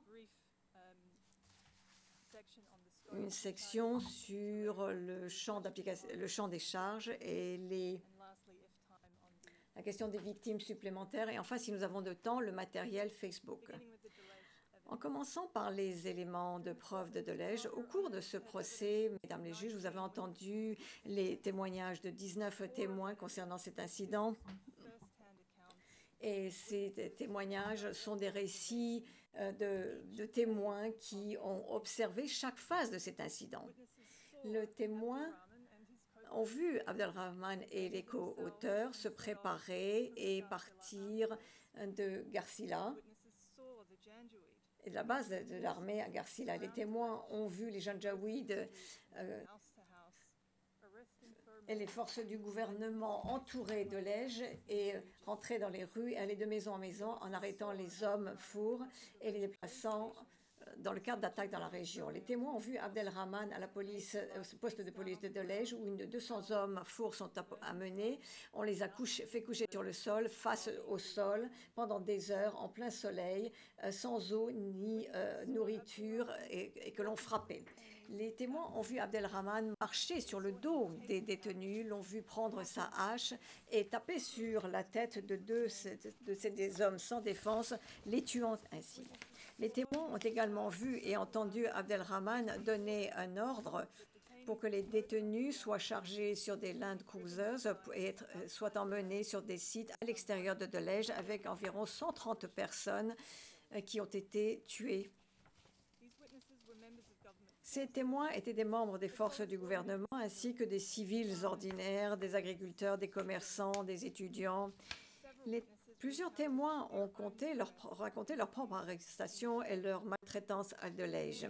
De nombreux ont raconté aux membres de leur famille et ont parlé de membres de leur famille et d'amis qui ont été tués lors de ces exécutions. Certains témoins étaient des enfants au moment de ces événements. L'impact de ces expériences traumatisantes qui, pour de nombreuses personnes, perdurent jusqu'à aujourd'hui, 20 ans après les événements, pouvait encore se voir clairement dans ce prétoire. Et les dépositions de ces témoins sont un récit de cohésion qui, et contrairement à ce que la défense veut vous faire croire, ce ne sont pas des histoires différentes, mais il y a bien au contraire beaucoup de cohérence et de corroboration entre leurs récits. Tout d'abord, concernant la présence d'Abdelrahman pendant cet incident, 14 témoins de l'accusation ont vu l'accusé soit à Delhaize, soit en allant vers Garcila le premier jour de l'incident. 10 de ces témoins, ceux qui ne sont pas en orange, connaissaient déjà l'accusé qu'ils avaient vu ou rencontré avant les événements de Delhaize et savaient de qui il s'agissait. Parmi eux, le P883 et le P905 avaient une base de connaissances particulièrement solide, et ceci figure dans les paragraphes 20 à 27 de notre mémoire de clôture. Au paragraphe 560 du mémoire de clôture de la défense essaye d'amoindrir les éléments de preuve de témoin 905 en disant, et je cite, le P905 n'était même pas sûr d'avoir vu Ali Kouchaïb à Delhaize. Mais dans le même passage de cette déposition citée par la défense, vous verrez que le P905 a été ferme en disant que l'accusé était là. Et lorsque cela lui a été dit, et je cite dans ce passage, « Même si vous étiez à Delhaize, vous n'avez pas vu Ali Kouchaïb, n'est-ce pas ?»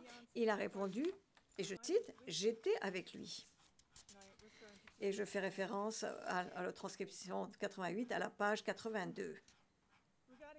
Concernant les éléments de preuve selon lesquels Abdelrahman a tué 2 hommes fourres au poste de police de Delhaize avec sa hache, concernant les premières victimes, connues sous le nom de Génif, nous nous basons essentiellement sur les récits de 3 témoins, le P994, P907 et P905. Ces 3 témoins qui ne sont pas liés les uns aux autres ont vu cet événement sous 3 perspectives différentes. Et comme vous le noterez au paragraphe 549 et 554 de notre mémoire de clôture, et contrairement à ce qu'affirme la défense, ces récits ne se contredisent pas, mais au contraire.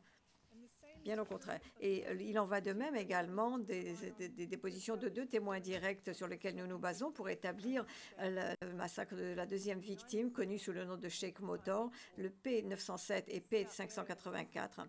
Leurs dépositions figurent au paragraphe 558-559 de notre mémoire de clôture, où nous citons donc cette déposition. Les 2 témoins qui ne sont pas liés l'un à l'autre ont indiqué qu'Abdelrahman est allé vers le Sheikh Motor, a eu une brève conversation avec lui, l'a frappé avec sa hache ou son bâton, ce qui l'a amené à tomber au sol, et Abdelrahman a ensuite demandé à ses hommes de jeter son corps ou de le charger de façon humiliante à l'arrière d'un Land Cruiser, ce qu'ils ont fait.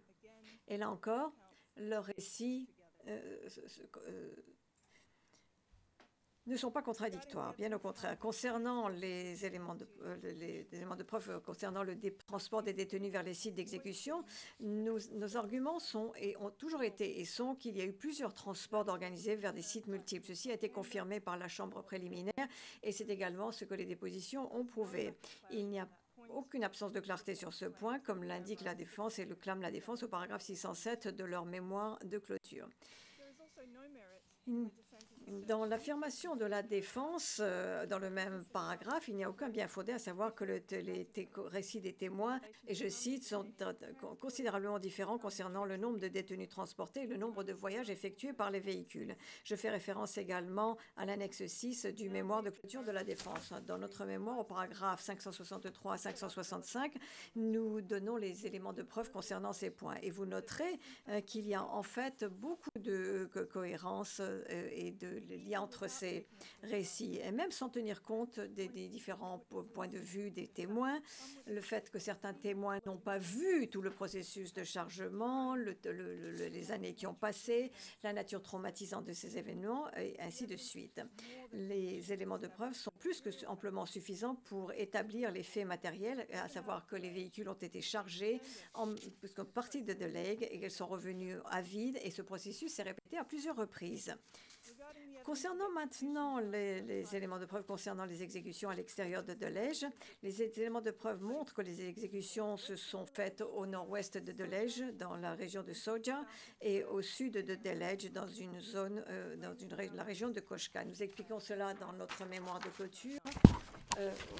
Paragraphe 579. Contrairement à ce que affirme la défense, la preuve de ce qui s'est produit sur ces sites est directe, cohérente et corroborée. Pour le site qui se trouve au nord de Delague, où Abdelrahman était présent pour ordonner les exécutions, nous nous basons sur l'observation directe de témoins et des informations reçues par les témoins provenant de sources fiables et des éléments de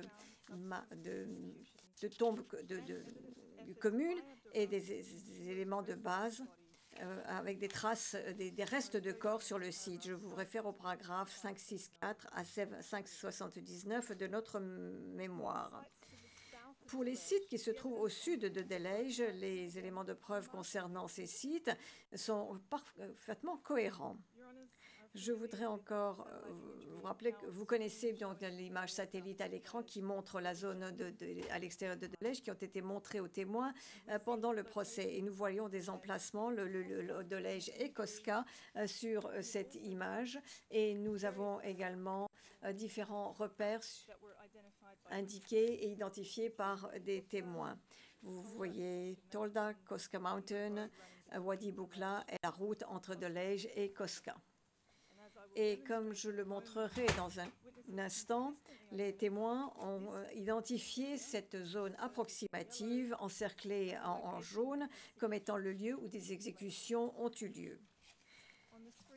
À l'écran, maintenant, nous voyons 4 images. À la gauche, il y a 2 croquis dessinés par des témoins et à la droite, 2 images satellitaires annotées par des témoins. L'on voit également donc la localité de Delague, le village de Koska vers le bas, et à l'est, on voit le Wadi Boukra, indiqué en bleu, et la route entre Delej et Koska, indiquée en marron. Et au bas de l'image, on peut voir également une chaîne de montagnes.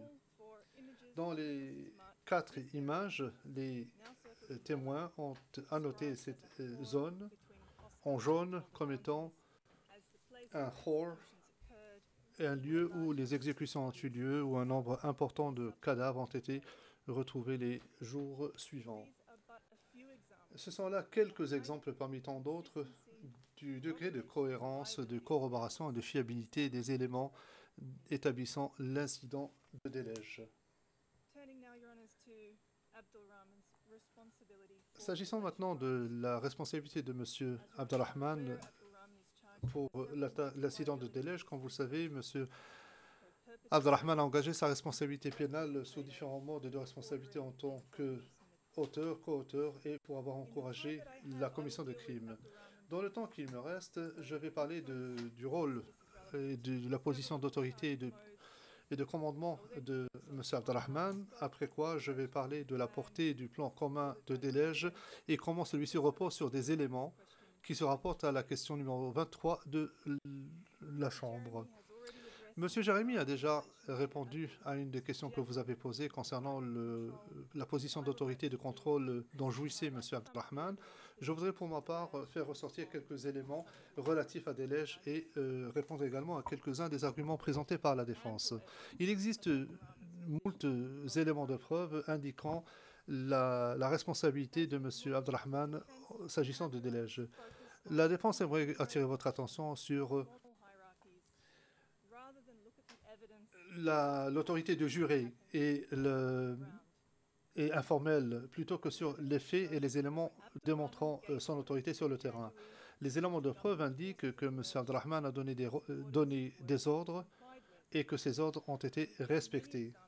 Nous avons d'ailleurs fourni un certain nombre d'exemples, je pense au paragraphe 689 de notre mémoire en clôture. Ce sont des ordres significatifs. Il a ordonné qu'une personne soit arrêtée, relâchée, le fait d'ordonner que le Land Cruiser soit chargé ou encore le fait d'ordonner que des détenus soient exécutés et abattus sur le lieu d'exécution. Il y a de nombreux autres exemples.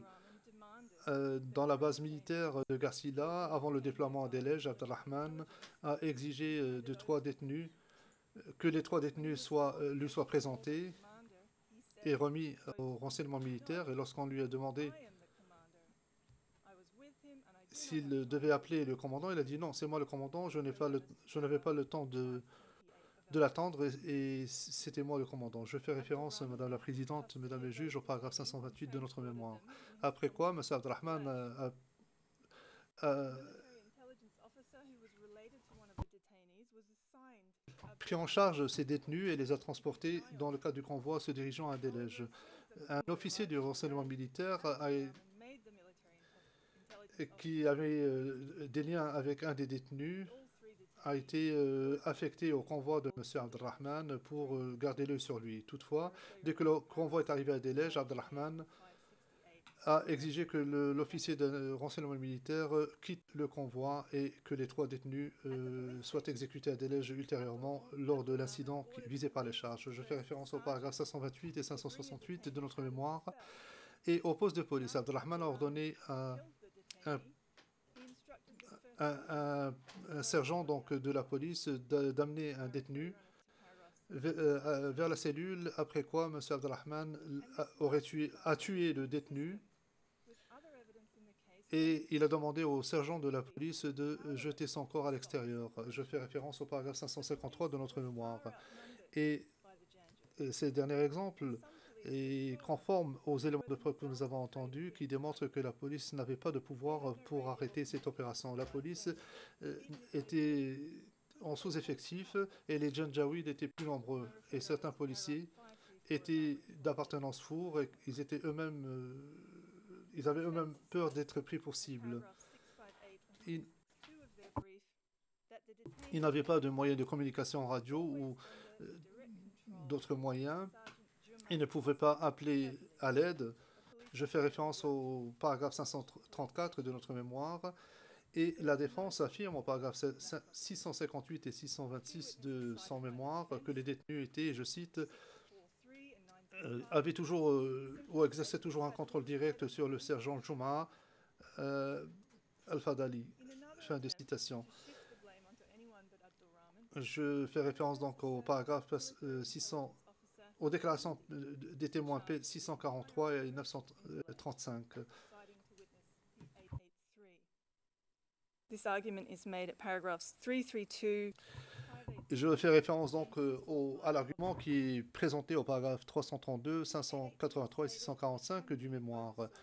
Le témoin P838 a déclaré que Hamdi avait supervisé la recherche et P38 n'a jamais déclaré que Hamdi avait commandé cet effort, c'est-à-dire toutes les opérations à délège. Lorsque la question lui a été posée, le P338 a répondu non, non, non, non. Et je fais référence au transcript 74 et au paragraphe 27 de notre mémoire.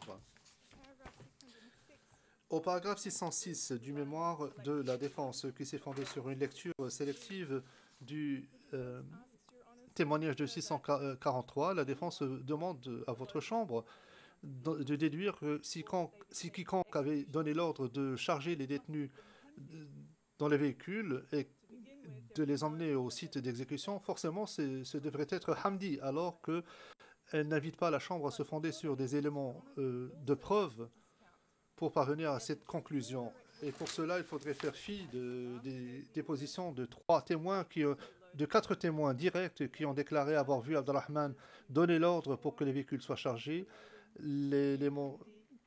La déposition d'un des témoins, P994, qui les a vus les charger dans le véhicule et qui savait que qui a dit que Hamdi était près de la base militaire de Delej et non pas au poste de police. Je fais référence au paragraphe 66 de sa déclaration. Et je renvoie également à la déposition du P883 qui a déclaré qu'après des tentatives de perquisition et d'arrestation, Hamdi a quitté Delej pour aller loin des endroits où les événements sont survenus. Je fais référence au paragraphe 627 de notre mémoire. À l'instar de Mokhtar, donc, la défense, dans ses efforts pour jeter la pierre à d'autres, a dit que c'est Hamdi qui n'a pas fait son rôle, n'a pas joué son rôle. Le rôle de Hamdi ou de tout autre co-acteur dans les événements n'absout pas Abdelrahman de sa responsabilité criminelle.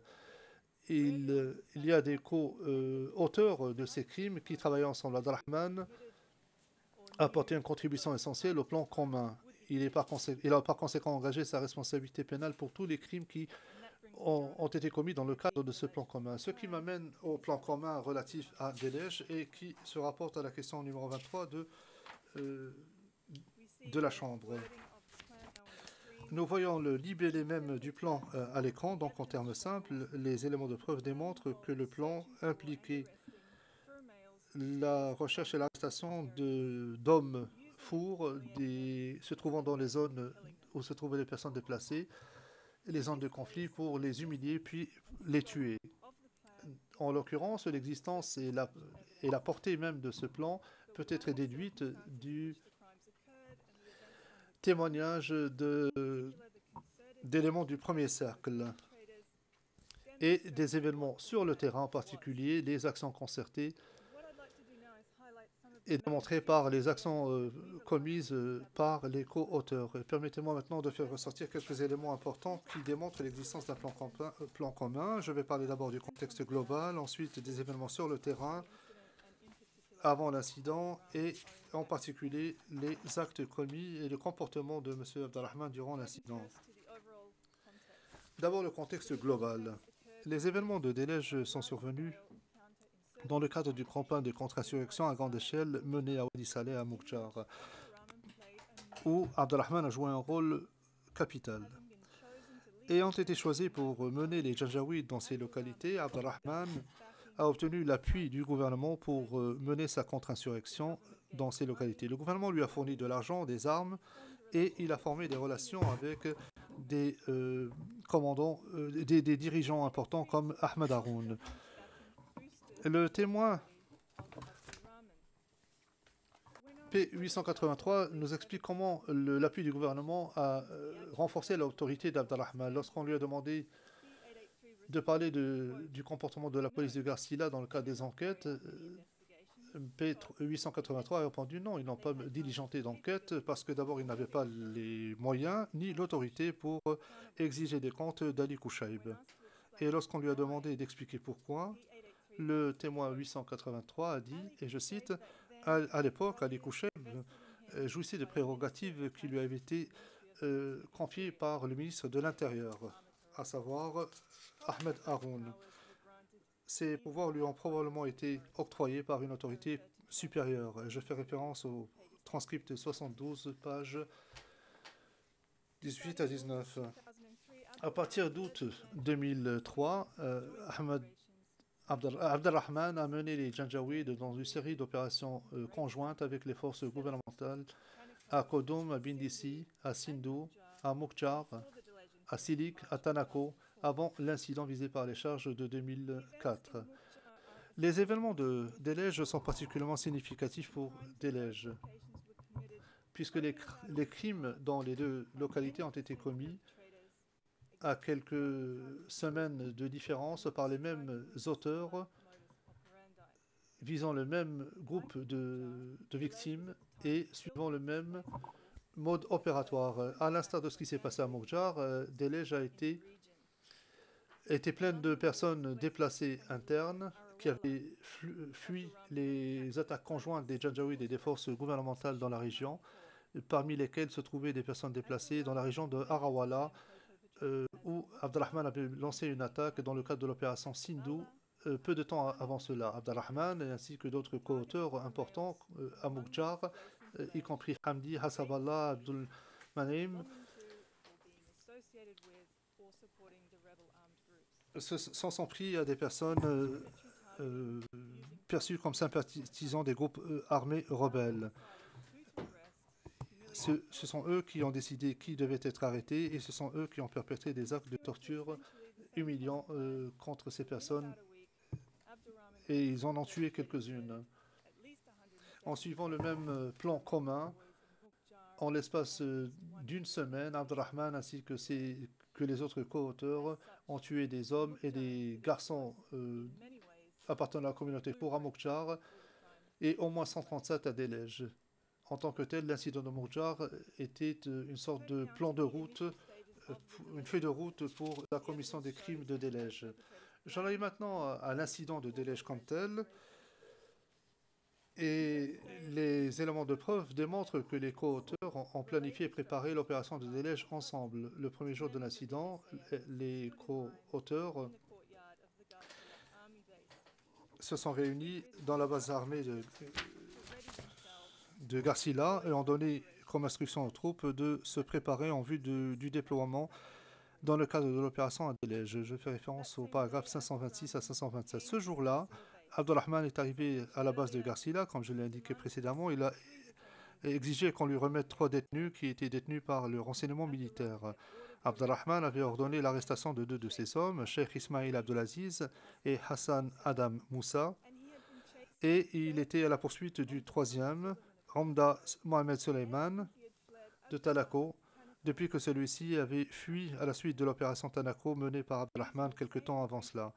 En utilisant le même prétexte que celui utilisé à Moukjar, Abdelrahman a dit qu'il allait emmener les détenus à Zelinje, mais en réalité, tous les 3 hommes ont été ultérieurement tués lors de l'incident de Delej. Après avoir pris en charge les détenus, Abdelrahman s'est rendu à Delej dans le cadre d'un convoi comportant 13 Land Cruisers, y compris des soldats des forces armées soudanaises et des milices et le renseignement militaire. Hamdi, Hassaballah, Abdelmonaim, Mansour et Idriss ont également été déployés depuis la base de Garcila vers Delej. S'agissant de la nature de la mission, comme ce fut le cas à Kodom et Bindisi ainsi qu'à Moukjar, les éléments de preuve démontrent qu'il n'y avait pas de groupe armé rebelle basé à Delej, ni quelque attaque rebelle que ce soit à repousser. Il ne s'agissait pas d'une opération de combat, il s'agissait simplement de rafler et de pourchasser les hommes fourres déplacés, comme ils l'ont fait à Moukjar environ une semaine auparavant. J'en arrive maintenant aux éléments de preuve concernant ce qui s'est passé sur le terrain lors de l'incident et à commencer par les activités de recherche. Le P-883 a déclaré que l'officier du renseignement militaire Hamdi a donné des instructions pour qu'on parte à la recherche d'éléments et qu'il était aidé par d'autres officiers du renseignement militaire, Abdelmonaim et Mansour. Ces deux officiers ont été déployés à Arawala pour identifier des personnes qui avaient fui cette zone-là et les trois ont été nommés en tant que co-auteurs dans le cadre du plan commun. Même si les officiers du renseignement militaire avaient donné des ordres, les éléments de preuve démontrent que les éléments de Abdelrahman étaient la force présente sur le terrain. En fait, dans un intervalle de quelques heures, les Janjaouides et les forces gouvernementales ont entouré Delej et ont systématiquement fouillé la ville et les rues, faisant du porte-à-porte pour arrêter des hommes fourres et les emmener au poste de police. Abdelrahman lui-même a pris part à cette fouille.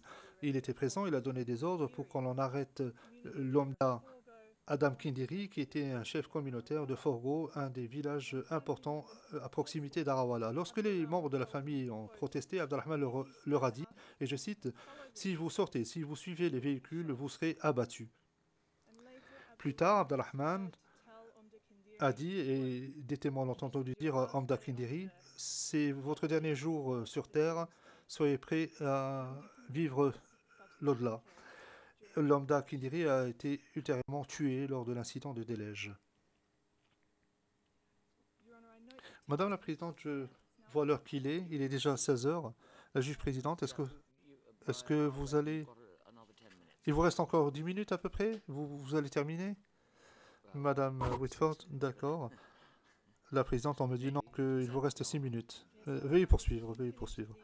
Madame Whitford, j'en ai terminé. Je vais terminer donc la section sur Delej en 5 minutes, après quoi je parlerai de la portée des charges. Cela ne prendra pas beaucoup de temps, peut-être 5 minutes. Et s'agissant des remarques concernant Facebook, ce sera en réponse aux questions que vous avez posées, Madame la Présidente. La juge présidente, les questions relatives à Facebook seront reportées à la fin de la présentation des différentes parties participants. Madame Woodford, très bien. J'en arrive maintenant donc aux événements survenus au poste de police. De nombreux témoignages démontrent que M. Abdelrahman était présent au poste de police où il aurait ordonné à des hommes fourres de s'allonger par terre.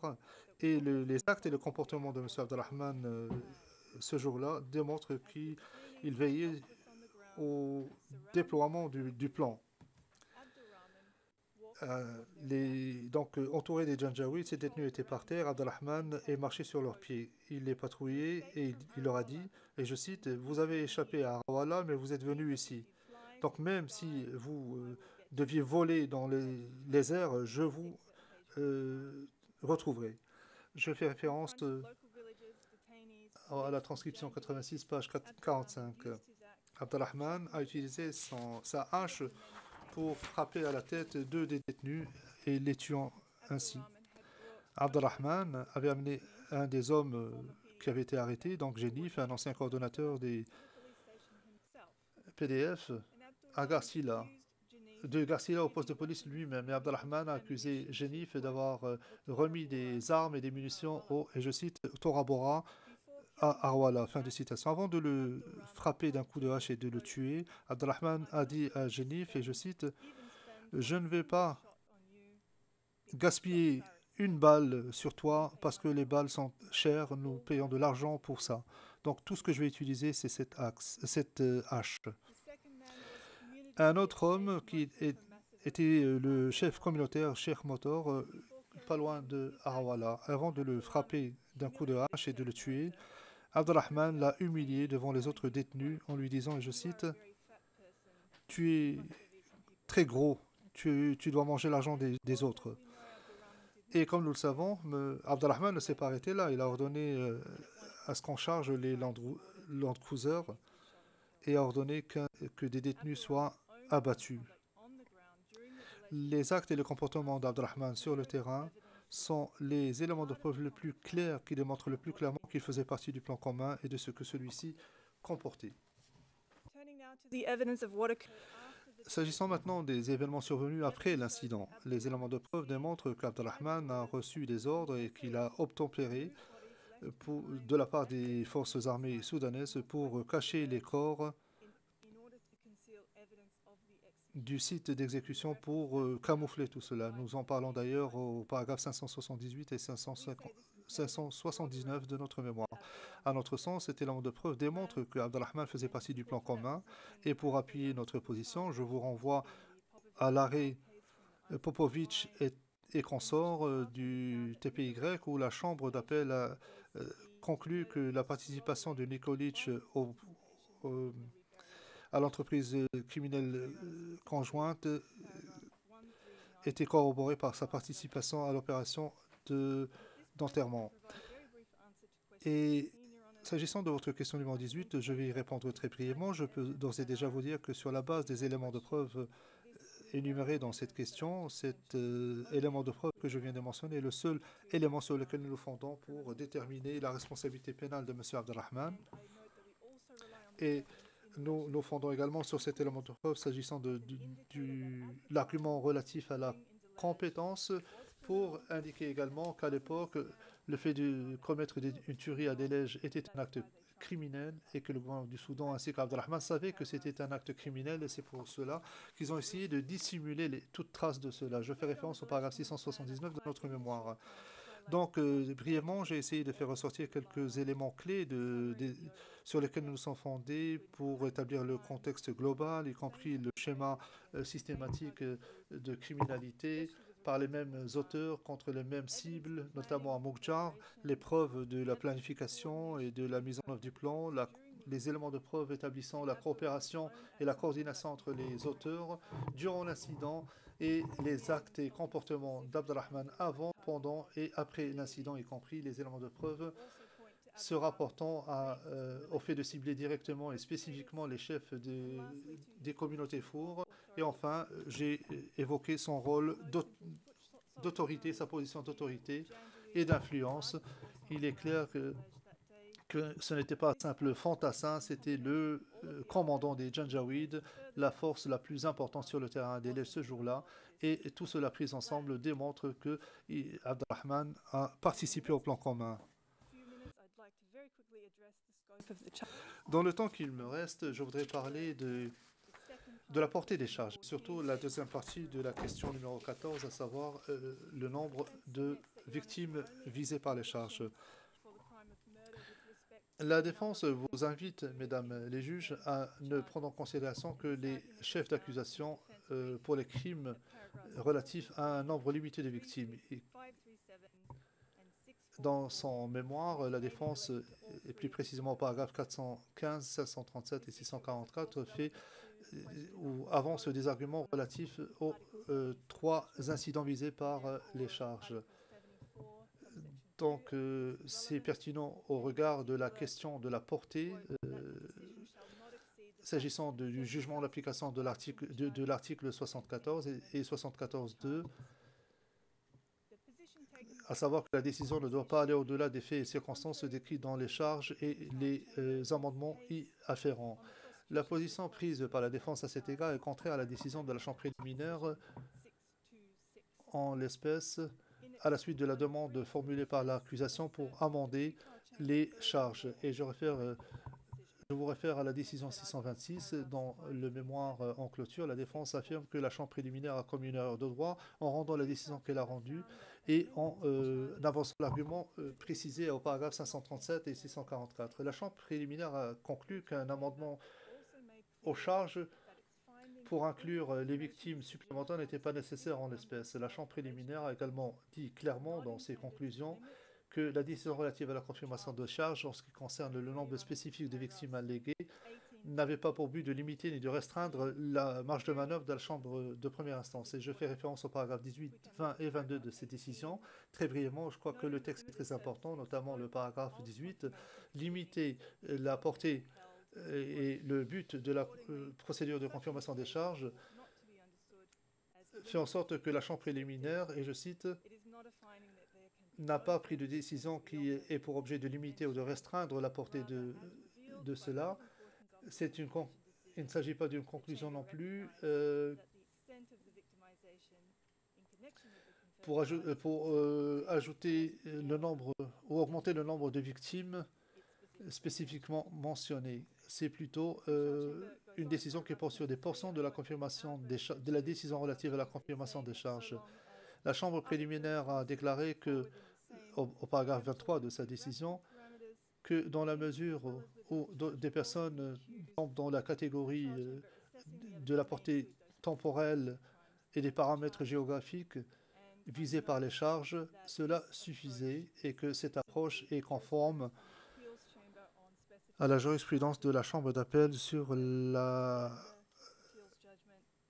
caractère spécifique des charges, notamment dans les affaires Ntaganda, paragraphes 326 et 327, ce qui a été suivi par l'arrêt Alassane,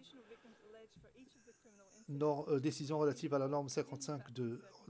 En l'espèce, les incidents criminels tombent clairement dans les limites ou les paramètres des faits et circonstances de la décision de confirmation des charges. Il en va de même pour les paramètres temporels et géographiques. Par conséquent, toutes les victimes ont été établies par les éléments de preuve. Il n'y a pas que les victimes qui sont visées par la décision relative à la confirmation des charges par la Chambre préliminaire. J'en ai terminé, Madame la Présidente. La juge présidente, merci Madame Whitford. Voilà qui met fin à la présentation au réquisitoire de l'accusation. Monsieur Nichols, oui, tout à fait, nous en avons terminé. Avec votre permission, je voudrais simplement vous remercier pour votre attention aujourd'hui et tout au long de ce procès. Merci de votre patience. Je remercie également la défense, l'équipe des représentants légaux des victimes pour leur collégialité. Nous sommes certains d'avoir relevé le défi et d'avoir assumé notre fardeau de la preuve. La juge présidente, très bien. Nous allons reprendre demain matin à 9h30 et à ce moment-là, nous entendrons les présentations des représentants légaux des victimes. Je pense que vous en avez pour un volet d'audience. C'est bien cela, Maître Van Wiesenhausen? Oui, je disposerai d'1h30. La présidente, très bien. Donc, c'est un volet d'audience. Nous allons reprendre demain à 9h30.